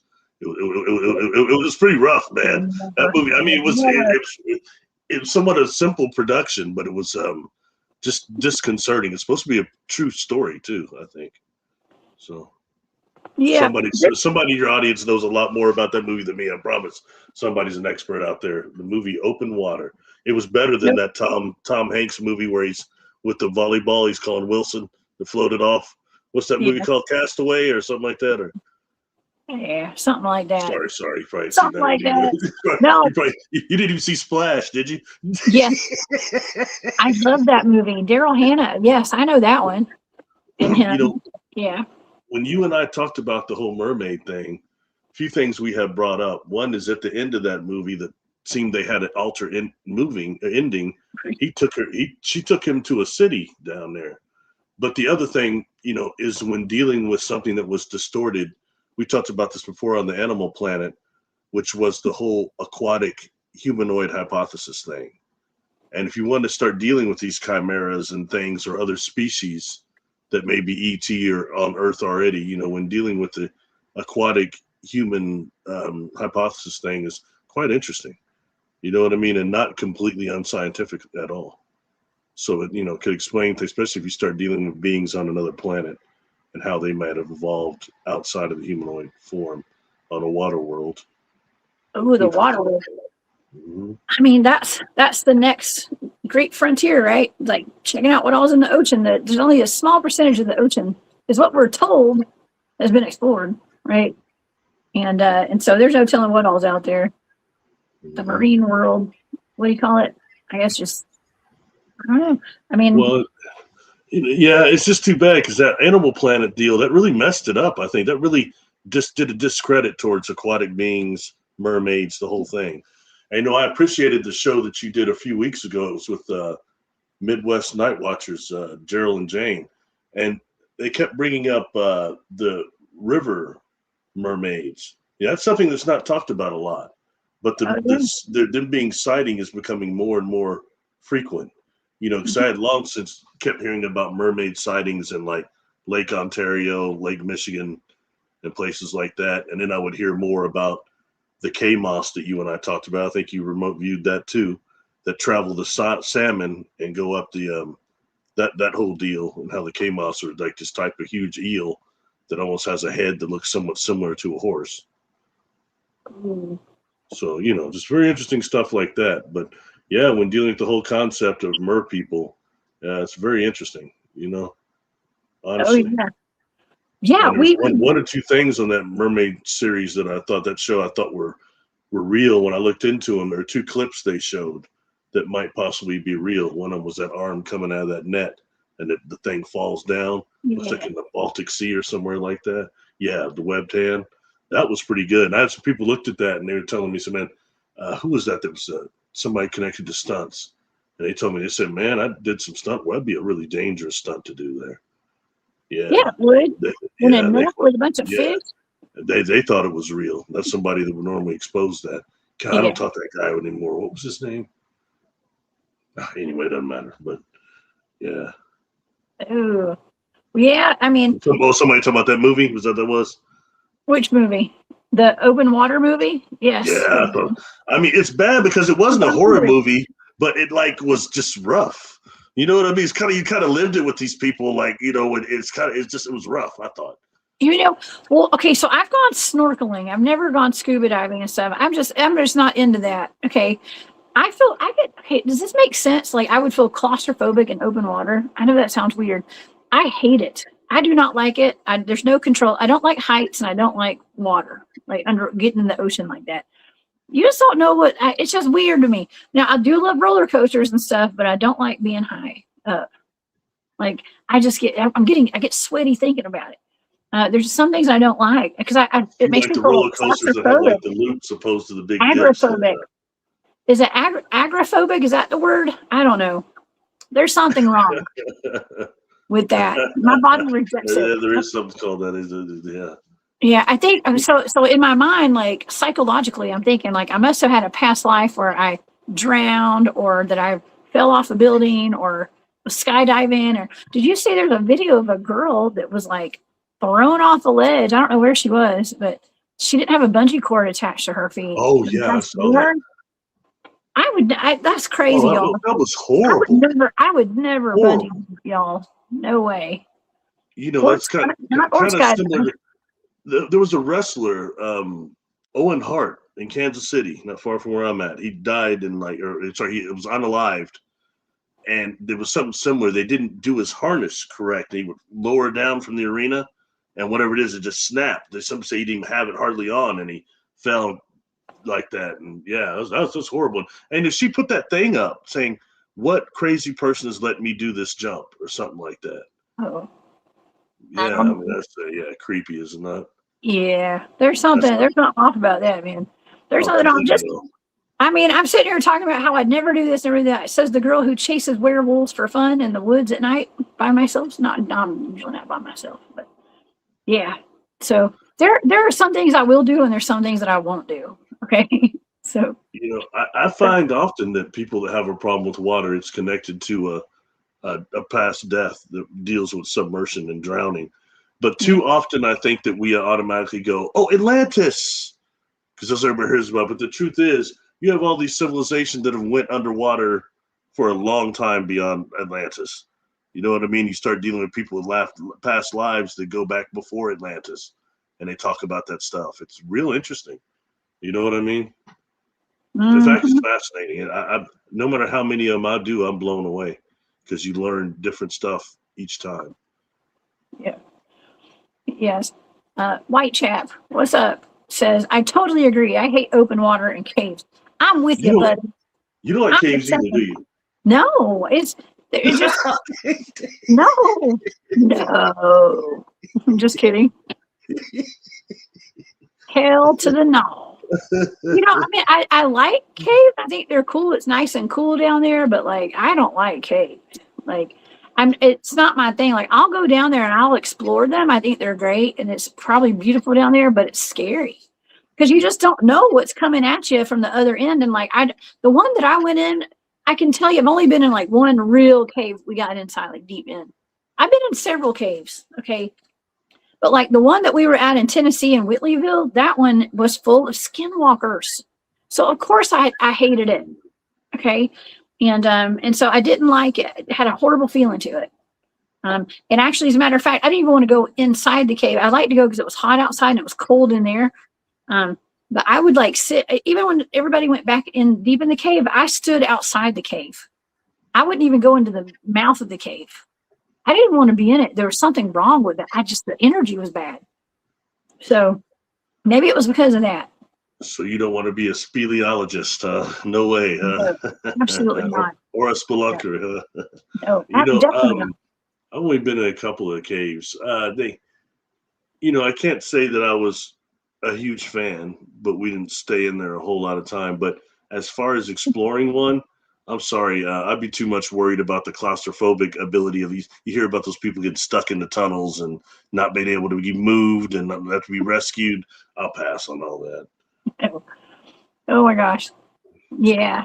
That's not what I want to do. Scuba diving too, y'all. I just in open water like that. And then imagine this, Barry, scuba diving into caves under the water. Absolutely not. I'm not doing that either. Nope. I have to draw a line somewhere.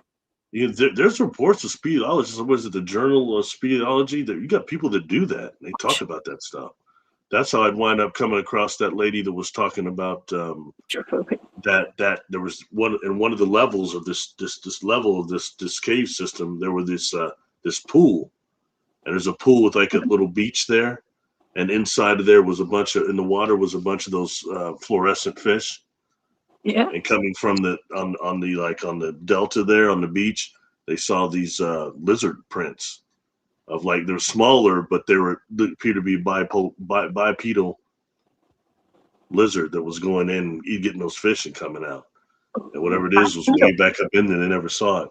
But that really is interesting. I thought that was a fascinating account. Because the same person was just speaking in terms of, because people were asking, like, what about the bottom of Mount Shasta? There's a city down there. And they were like, we wish. We've been all down there, and there's nothing like that down there. And people were saying, it's because it's in a different dimension. People were getting mad and stuff. You know what I mean? I don't know. I stay out of that. But it's interesting. You got to know the secret knock. You knock, and then they open the cave door for you, and then you can go in. Yeah, probably. Secret theologists. That's not the, unless they find something, and they all want to find something like that. Like she was saying, we'd love to find a city. It'll make our careers, because nobody pays attention to what we do. It's not glorious. Oh, what was that guy's name? I did that remote viewing target for Tyler, Journey to Truth, and it was like the testimony of that. What was his name? Dang it. He was like a colonel. He was a retired colonel, lieutenant colonel, Billy Fay Woodard. That was his name. And he claimed, he always wore like a headband with a crystal on the front right here. And he claimed that he was the liaison between the U.S. military and the Lemurians down there. My data matched his testimony to a T. Interesting. Like with everything that he had described down there where the Lemurians live under Mount Shasta. Yeah, so I would say that was true. And now he's disappeared. People don't know where he is. I don't know if he ever came back. I think he went down there. The military is fully aware of this, y'all. That there are Lemurians stuff down all the speleologists just missed it, huh? Yeah. I guess so. They missed their chance for fame, huh? They must have been intimidated. Well, I would think that there would be some safety things put in place where like normal humans couldn't go down there and find them. You know what I mean? Like I forgot what you call that, fail safes or whatever. Yeah, they'd be hidden pretty good. Mother Goose, I apologize that I have made you afraid to swim in a pool. I don't even like swimming in the pool at night now. I don't, not at night, because you don't know what's going to grab your feet. What's that got you? The Kappa got under your skin, didn't it? It did. Anything that's going to grab your feet from below, pull you down. Yeah, or even if anything brushes against my feet now in the lake, I'm not a fan. But yeah. Always wear a flotation device when you're out there in case something tries to grab you, y'all. Actually, as a matter of fact, this is really sad. Right before I went to Kentucky this past weekend, up to the land between the lakes. And right before I got there, a man drowned. Like they have drowning. I don't know if it's as common as like Lake Lanier is in Georgia. We have drownings all the time. But a man drowned. I think he jumped off his boat to go swimming and he never came back up. So, yeah, man. It's really sad, man. You got to be careful in all these lakes. Well, it's like my mother always used to say, you can drown in a tablespoon of water. Yeah. In a tablespoon of water. I guess you could. Yeah. I never wanted to test that theory. Yeah. But you're the one I will test, though? What's that? Money doesn't buy happiness. Give me several million. I think I'll be all right. I promise. I'll be all right.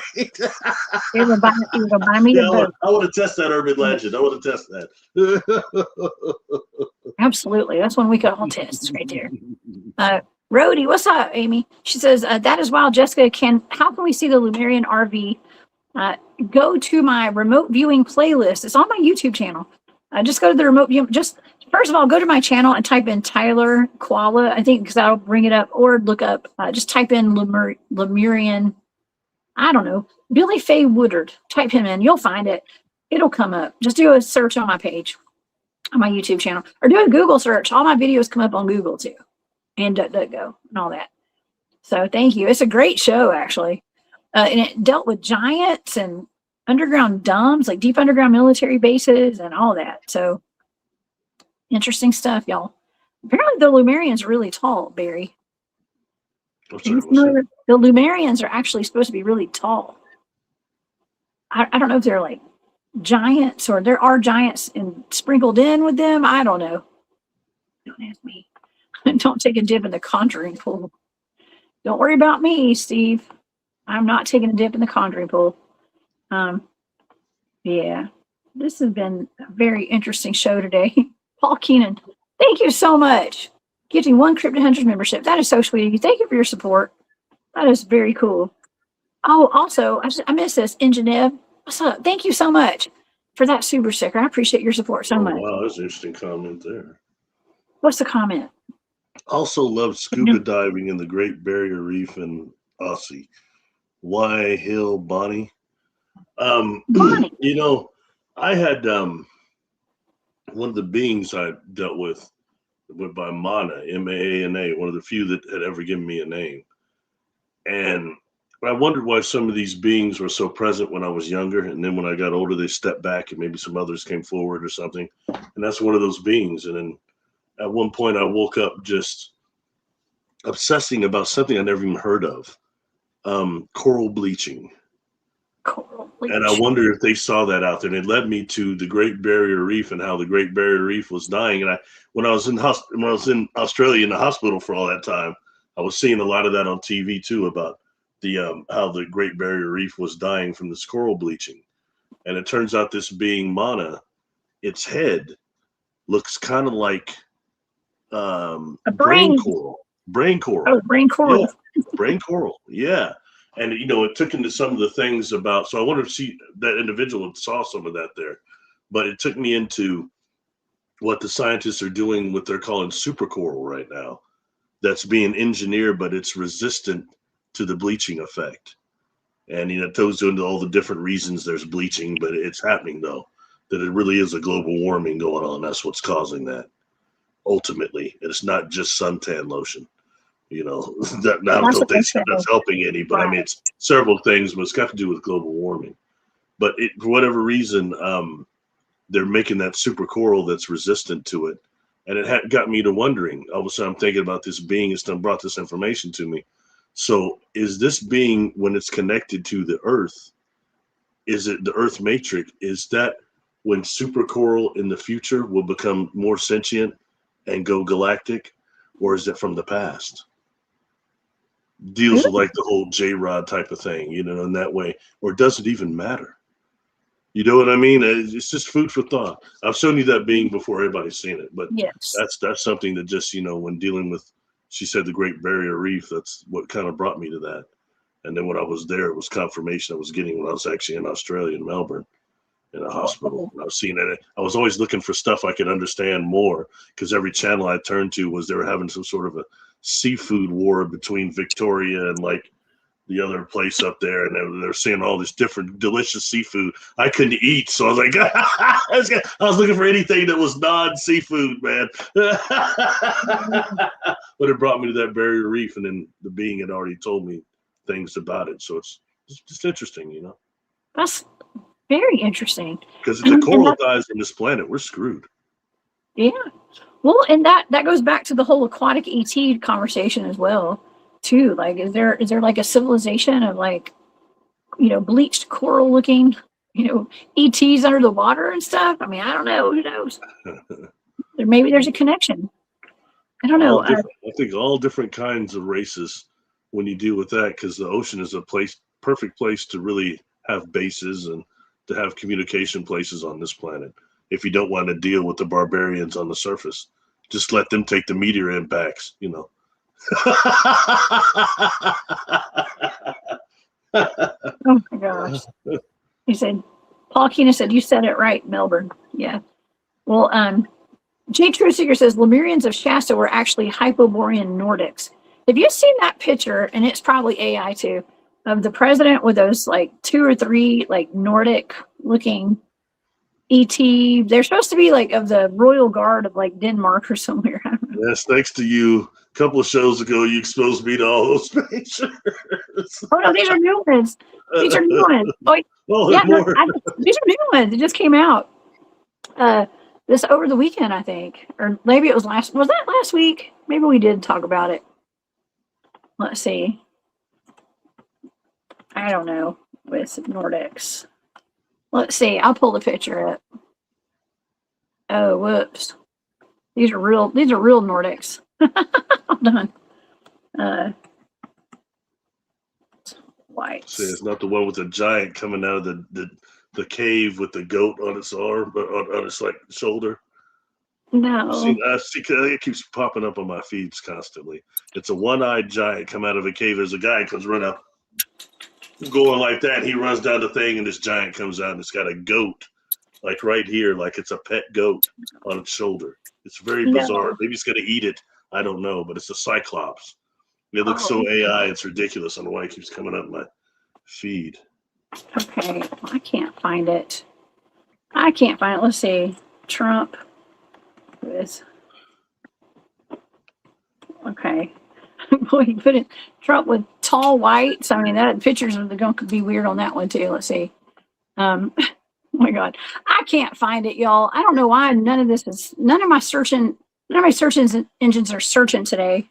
Hey, somebody says on there they've become interested in the Basque people recently. It's gone now. This chat's moving fast. They said they're interested in the Basque.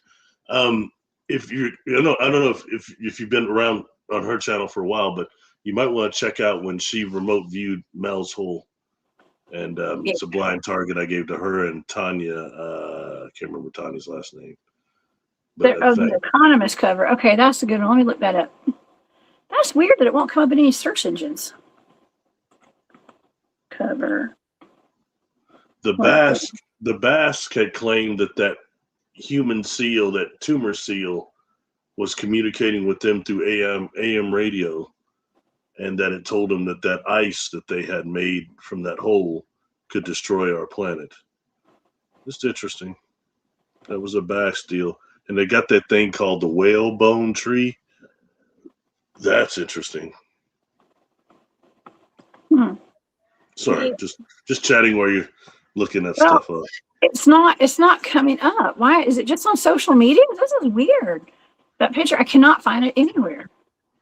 It's like not coming up. I swear. Maybe I've got it in here. Hold on. I think I deleted it actually out of my. Yeah, I deleted it. Oh well. It's there somewhere. Could be sabotage. No, it's all over. It's all over TikTok and stuff. I sabotage myself every day. Okay, so it's just me. Yeah, just trying to find it. Oh well. It's old news. We already looked in that last week. So or on Monday. So yeah, it says Trump with some guards. I don't know, some kind of guards, and they look like the tall whites, basically. Or something from the Lord of the Rings. They look like some elves from the. Is it elves? Is that kind of? I'm not trying to be like derogatory. Call people elves, okay? Shouldn't have been like. Well, there are probably a bunch of like maybe tall whites or aliens around him at the UFC White House fiasco. Yeah. I don't know. The Norwegian. I'm putting it in the Norwegian Royal Guards. Royal. Okay. Man, I've never had so much trouble looking for stuff. Trump. Okay. It's still not coming up. I can't find it, y'all. I'm sorry. It just doesn't come up. It must just be on social media or something. It's not coming up. It's totally AI. You're right. It's totally AI. I see that. Okay. Well, I'm not going to waste my time and y'all's time looking for that. We can go back and look at the show for Monday if y'all want to go see that. But anyways, Barry, this has been a great show today. I've really enjoyed it. And I want to thank you for being here. And yeah. It's been fun. I hope we didn't go too far off incubus, succubus, sleep paralysis, but that's what we kind of do. Sometimes we jump around, and it's our month too, so why not, Yeah. Well, I'd like to have present what the issue is, right? And then we can have like a way to counter it, right? And even with like the sleep paralysis, I think it was important that we did talk about how you can come out of that sleep paralysis and get your astral back to the body, I guess you could say, or whatever. And that is moving your eyes, getting your nervous system back online, as one of our audience members said today. And tapping your finger, y'all. Just start tapping that finger, and that'll slowly get you to your body to wake up. Yeah, I mean, a lot of times you can't move your hands, and you feel like you're just weighed down by like a ton of bricks. Is what it feels like. And I mean, I remember trying to lift my head up, and my neck was like paralyzed, like everything. And so it starts with a finger. Just tap that finger, and eventually you tap it long enough, the rest of your body will start to wake up. Okay. So do that. Sometimes it's the simplest of things, y'all, the simplest of solutions to that. Now, can I prevent paralysis demons from coming in your room? No, I don't know what to do with that. I mean, Barry, you said earlier that it's a lot of times it's your inner demons showing themselves, right? Yeah.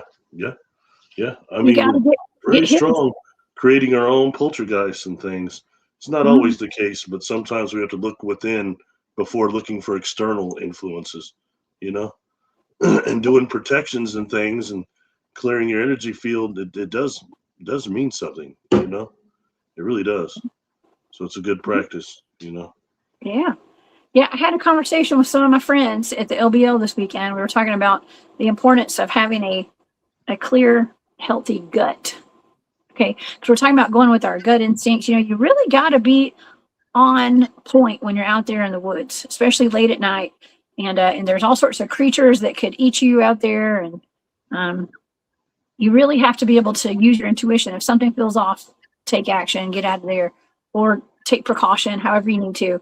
But we were talking about the importance of having a healthy gut. And that includes, and also a healthy mind and all that. There's a mind-gut connection, the bacteria in your gut. I became very well of that when I got sick. Yeah,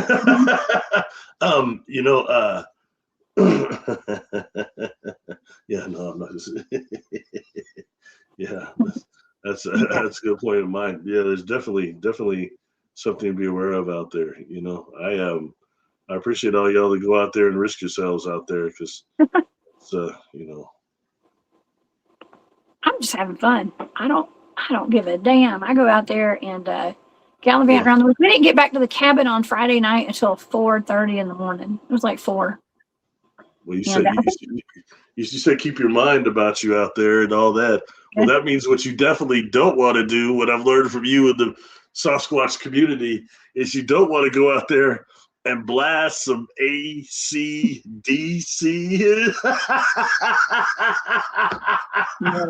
Gonna get you attacked by Sasquatch, causing to manifest an attack. I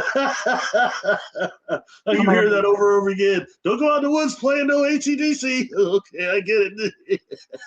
Oh yeah, no, definitely don't do that. We don't play any music. Actually, Matt was in the chat. What's up, War Criminal?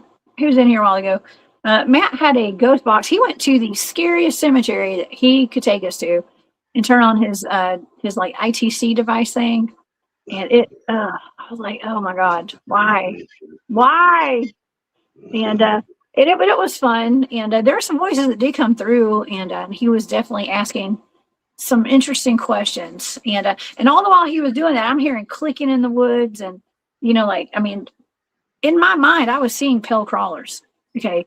No doubt. I was like, we are surrounded by, they were on one side, they were behind us, and they'd go over to by this big rock pile. We were surrounded the whole time we were out there by stuff. It was fun, but it was also really scary. It was very scary. And, it's all fun and games when you're like just out there gallivanting around with Bigfoot, looking for Dogman and stuff. But then you bring the whole like witches cemetery into it, and you bring the ghost box and all the spirits. I'm actually a little more worried about getting attachments and stuff than I am looking at a Bigfoot. Well, those ghost boxes are getting awful popular, aren't they? Yeah, they are. And they're just like a Ouija board. Be very careful who you contact in that dimension that's right next to ours. Not everybody's a Boy Scout. Exactly. There is that guy. I was trying not to look at that stuff. People were making AC/DC comments or whatever. It's kind of funny, man. I like so like if you go out there, can you play like Journey? Do they get mad at Journey? Do they dislike Rush? Well, there is a guy who takes one of those big party speakers, like a big karaoke speaker, and he takes it to like insane asylums and like haunted locations, right? And he blasts Taylor Swift and all the popular music. He played Fetty Wap the other day that I saw on. It was hilarious. But he's like, spirits, do you like Taylor Swift? And then he screams it, and then he blasts the music. And then like stuff starts happening all around them. It's wild. I don't think they like the music. Probably So, not. I wonder. yeah. I'm more interested about the Sasquatch though than Yeah. ghosts. What on music they don't like? Do they like maybe? You should ask your buddy Big Homie. Do they like rap? I don't know. Well, Can you play some NWA out there? No, I wouldn't do. I don't know if I'd do that. I wouldn't do that. But Public Enemy. well, we did on Monday. Jane and Gerald were here, and Jane's got a lot of different musical instruments, and we did talk about the connection to the music and the horns, like the shofar. And that's kind of dangerous actually when you go out there and you're opening portals and stuff maybe. And the Tibetan throat singing and all that, like those frequencies potentially opening portals, or they do attract weird creatures in when you do stuff like that. And even like the hand pans and all that, the didgeridoo. Yeah, there's a connection. It's a frequency thing, vibrational frequency thing, Barry. That it either summons them or they're attracted to. I still like your guests that come on and talked about, and others kind of touch on it too, how there are all these other beings far beyond Sasquatch, the eyes you see watching you when you're in the forest. I mean, there are these other beings that have nothing to do with Sasquatch, but they're watching just the same.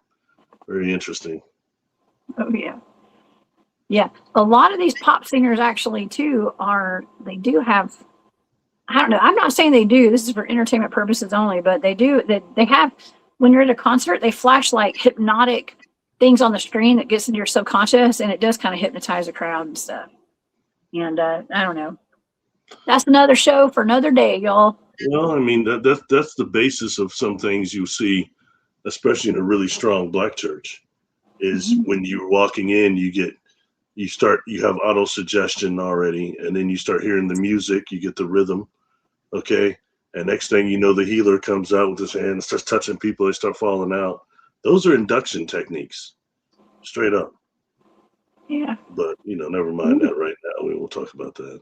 Kind of like that owl that was dancing in the rafters of that church, and they thought it was a witch, started dancing when they were singing and clapping, trying to get it out of there, and it just started grooving to the music. It was funny, but yeah, that kind of stuff. Yeah, I don't know. Okay, well, anyways, yeah. Steve says tune a guitar to 432 instead of 440 hertz and give them a nice serenade. They do like guitar, like acoustic guitars and stuff. I love it when my friends bring their guitars out in the woods and stuff. And really, Sasquatch likes some guitar, huh? I think so. What about drums? They dislike drums or like drums? We take drums out there too. Like, you have like a drum circle or something, they're going to love that. Yeah, I think they would. I mean, most of them would. Look, I just assume that anything that I like, the Bigfoots will like. Any things that I don't like, the Bigfoot's not going to like it either. That's just me. Well, you like rap then, so I guess. Well, I'm not going to play it out in the woods, though. I don't want to. Why not, man? What goes wrong, man? Come on, now. You let me down, Johnson. If a Bigfoot or Dogman want to hop in the back of my truck with me, I'll play them anything. We can listen to rap all day. But when I'm out in their living room, I'm not going to bring my loud music out there, Think about it. When the Sasquatch pop up, you got Flavor Flav. Yeah, boy! With his eyes all crossed. Maybe you could bring us some chicken. Some of that southern Flavor Flav chicken that you said you ain't had yet. Actually, oh yeah. Well, actually, I do know people that do take rotisserie chickens out there and give the Bigfoots with it and stuff. So, I mean, I'd take it too if I was in. I'm hungry. As a matter of fact, I need to go buy me a rotisserie chicken right now, I think. And not bad, actually. Yeah, I'm starving, y'all. I'm kind of in the mood for some clam chowder, but it's too hot out right now. Bigfoot band. It is their home. Oh, Cosmic Joe. Sasquatch hates Rod Stewart. How about Phil Collins? Do they like Phil Collins? Some Genesis? They like that drum solo with Phil Collins. They can feel it in the air tonight. I would think that'd be a perfect song to go Bigfooting with. Back in the 80s, I liked this one movie. If You Like My Body, I thought he was jamming.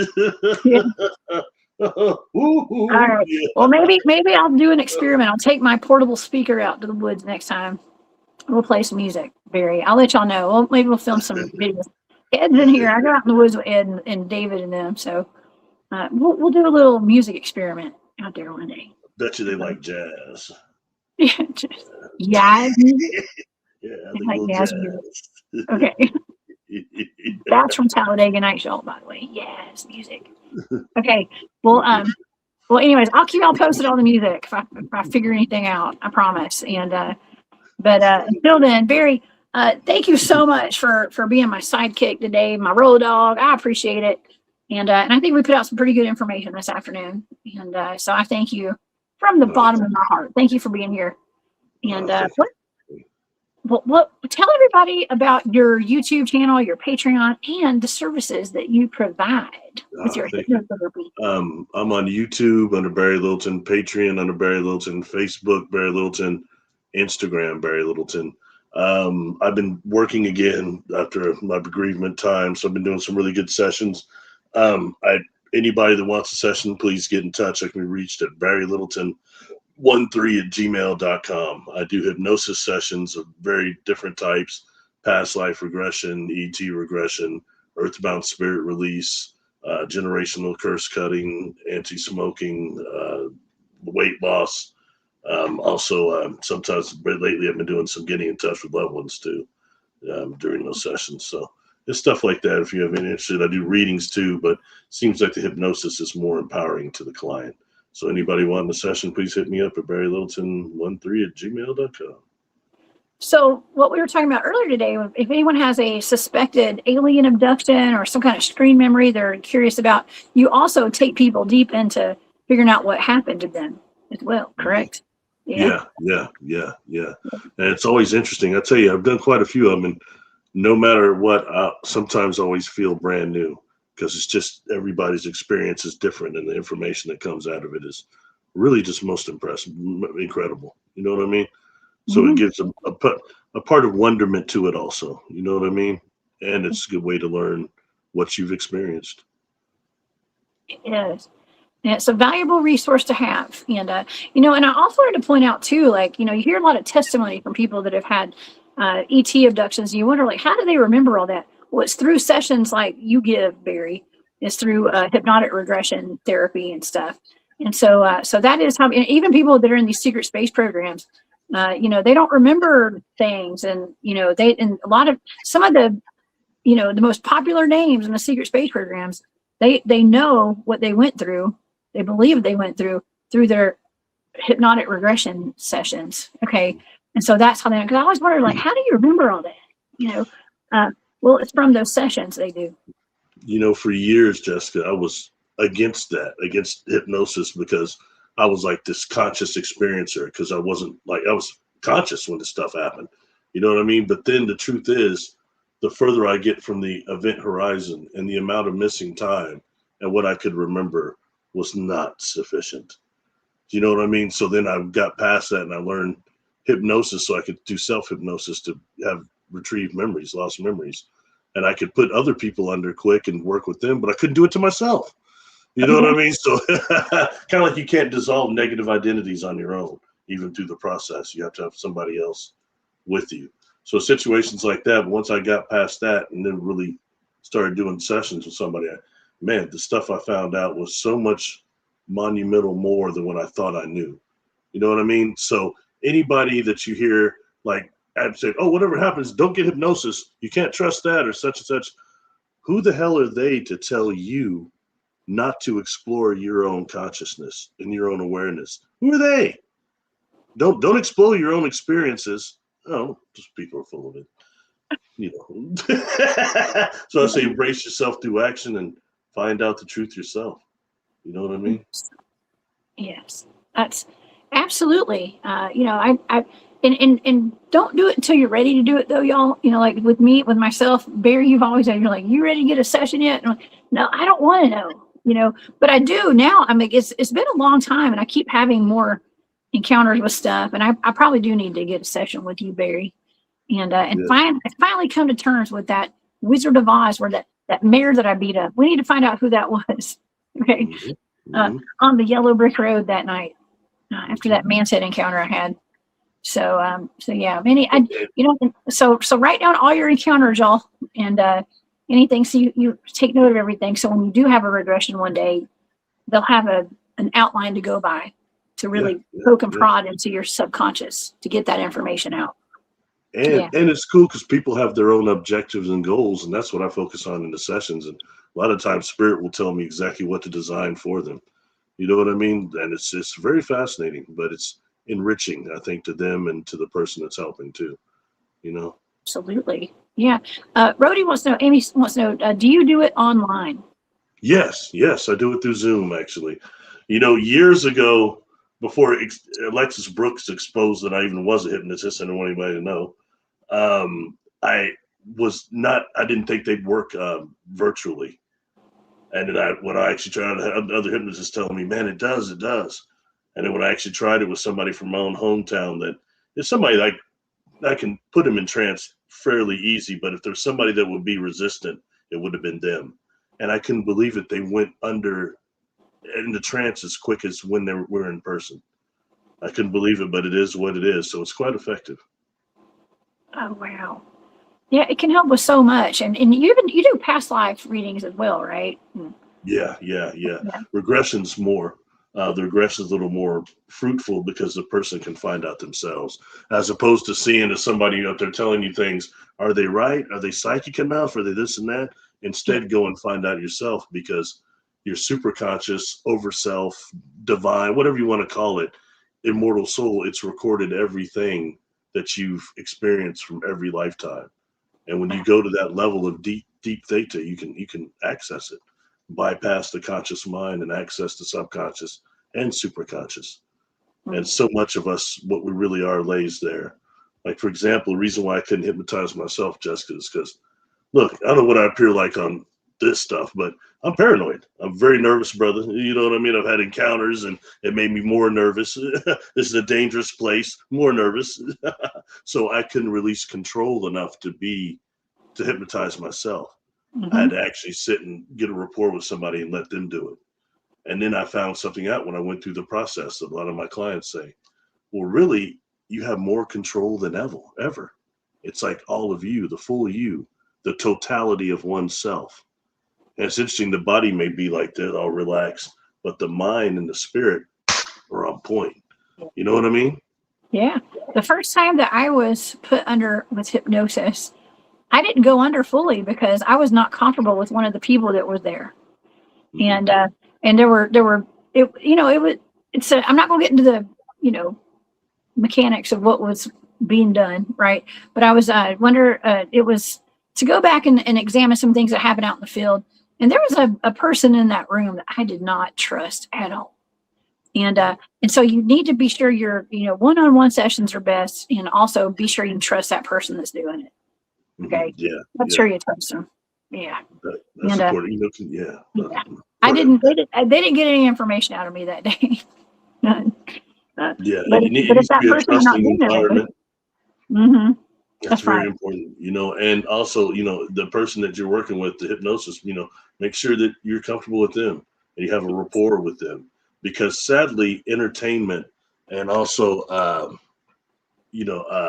stage hypnosis is not beneficial to therapeutic and energetic hypnosis. It just gives a bad idea. Like I have somebody has a crystal right here like this, and like bark like a dog. Yeah, you're under my control, and he starts jumping around like a duck and seeing stuff you see stage hypnosis. But that's not really therapeutic, and that's not going deep enough that's going to help people. And it discredits the process, I think, a little bit. It works, but it's just not, You better not ever make me quack like a duck on air. Don't ever hypnotize me. See? I don't do stuff like that, man. I kind of dislike stage hypnosis, honestly. It's always fun watching that, though. As long as you're not the butt of the joke. You know what I mean? Michigan Samuel wants to know, Barry, can you teach self-hypnosis, and how long does it take? If you... I do. I myself am not super into self-hypnosis. I prefer to actually do sessions with people. When it comes down to self-hypnosis, though, you've got so many different techniques now. And a lot of people, I know I have a friend that's working with the default mode network of the brain, and he's enjoying binaural beats right now, which I personally don't care for. You know what I mean? So it's just a matter of what techniques helps you. For me, I had to actually get a rapport with somebody and sit down and help that with me. My mind goes so fast. As close as I was able to get was by using types of Kriya pranayama breathing. And the more simplistic breaths, like by Dr. Oh gosh, what was his name? He passed. Oh, sorry, I should know his name. But anyway, but the work of him, like the simplistic breaths and the retention to stop the mental chatter and the internal dialogue, that's when we start becoming multidimensional and accessing our full deal. But for me, it's just I had to use the breaths, but even more the relaxation of working with the actual practitioner that could just take me there. And then realizing what's going through the process, it's a little different. You see how you have more control and stuff like that. Yes. Well, with the another way, if you want to learn self hypnosis, that's what the gateway process is all about too. And that is something you can get on Spotify. If you're on Spotify, if you guys have, it's like podcasting apps and stuff. The whole entire, I don't know if it's still there, but it was there. The entire like Monroe Gateway. It's called a gateway process, I think. That was required study for us learning remote viewing. And that's where they do the hemisync brainwave stuff and it's all those tones and they take you deep into hypnosis and it goes in stages. So it's like different levels. They go into like the 20s or 30. I can't remember how many there are. There's a bunch of them. And it gets you to where you're training your body, you're training your brain and your body, your mind and your body to kind of dance between being awake and being asleep. Okay. And working both spheres of your brain and stuff. And so anyways, that's a good way to do it as well. And like I said, corpus callosum active, between the bridge of the hemispheres. Yeah. It's honestly, when it comes to that, even self-hypnosis, but people would be really surprised how easily people slip into alpha state. I mean, the last training I would have taken, workshop I took, was in 2012.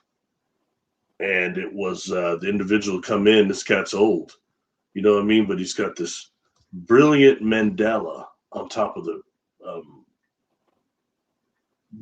chalkboard.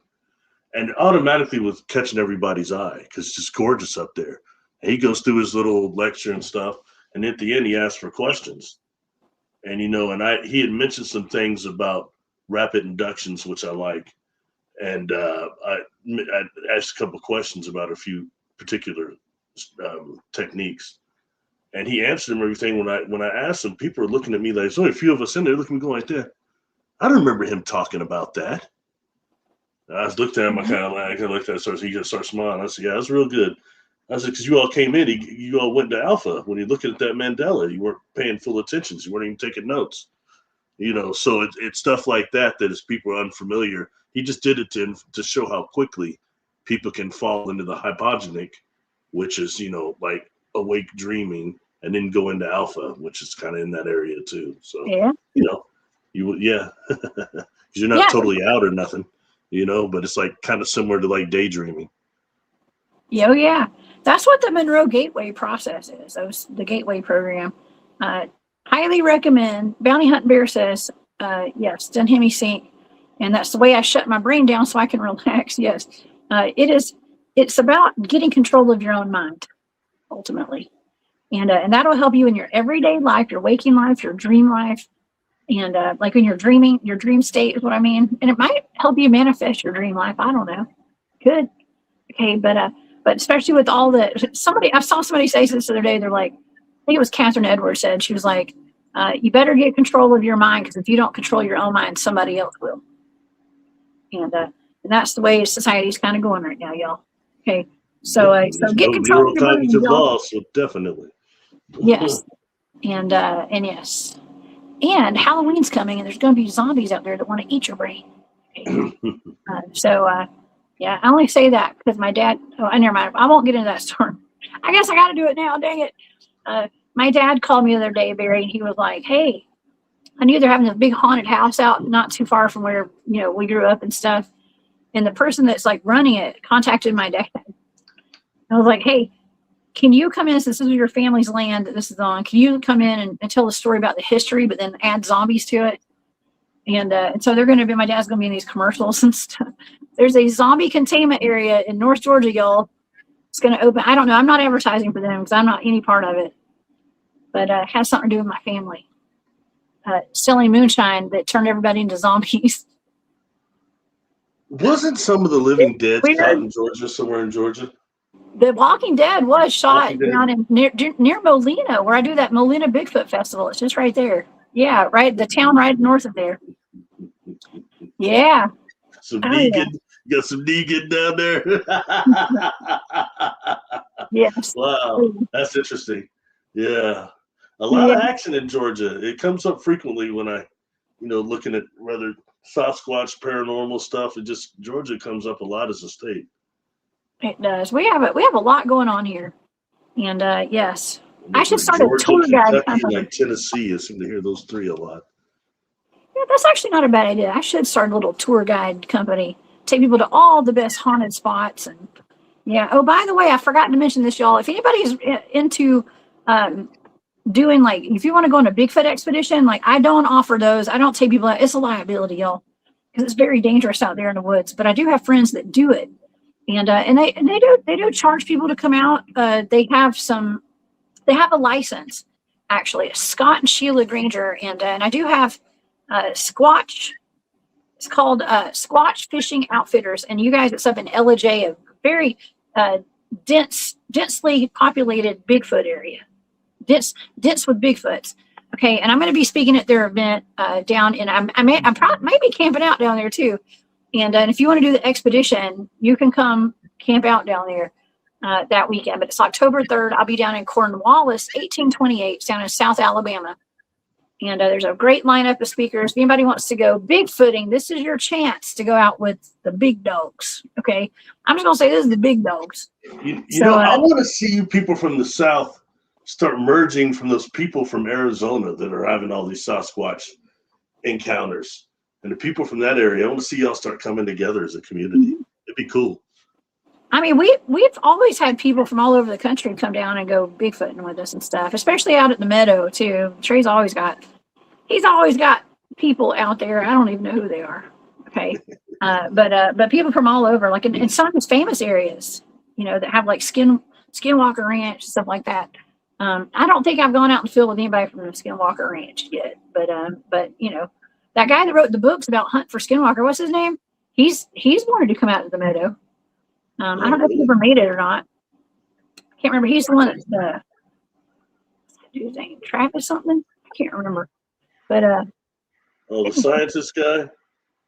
No, he's a guy that used to sneak on the property out at Skinwalker Ranch, and then he wrote a book about it. I got his book on my bookshelf back here. He's written 2. I got one on that one. But anyways, we do. Listen, I collaborate with people. I've been traveling all over the country, going out and Bigfooting and stuff, and I've got more trips planned. My favorite spot right now, I'm going to say, what are my 2 favorite spots? Kentucky and North Carolina. Well, and Alabama and Georgia. But I've definitely had a good time going up to Kentucky lately. Lots of really intense activity up there. No, not Colin. I forgot the other name. But always heard about that. Kentucky. Yes. Yes.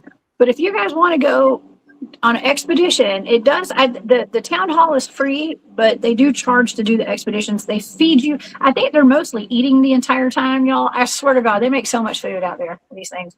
But it's a camp out, and when they're in Georgia, they actually take you trout fishing during the day.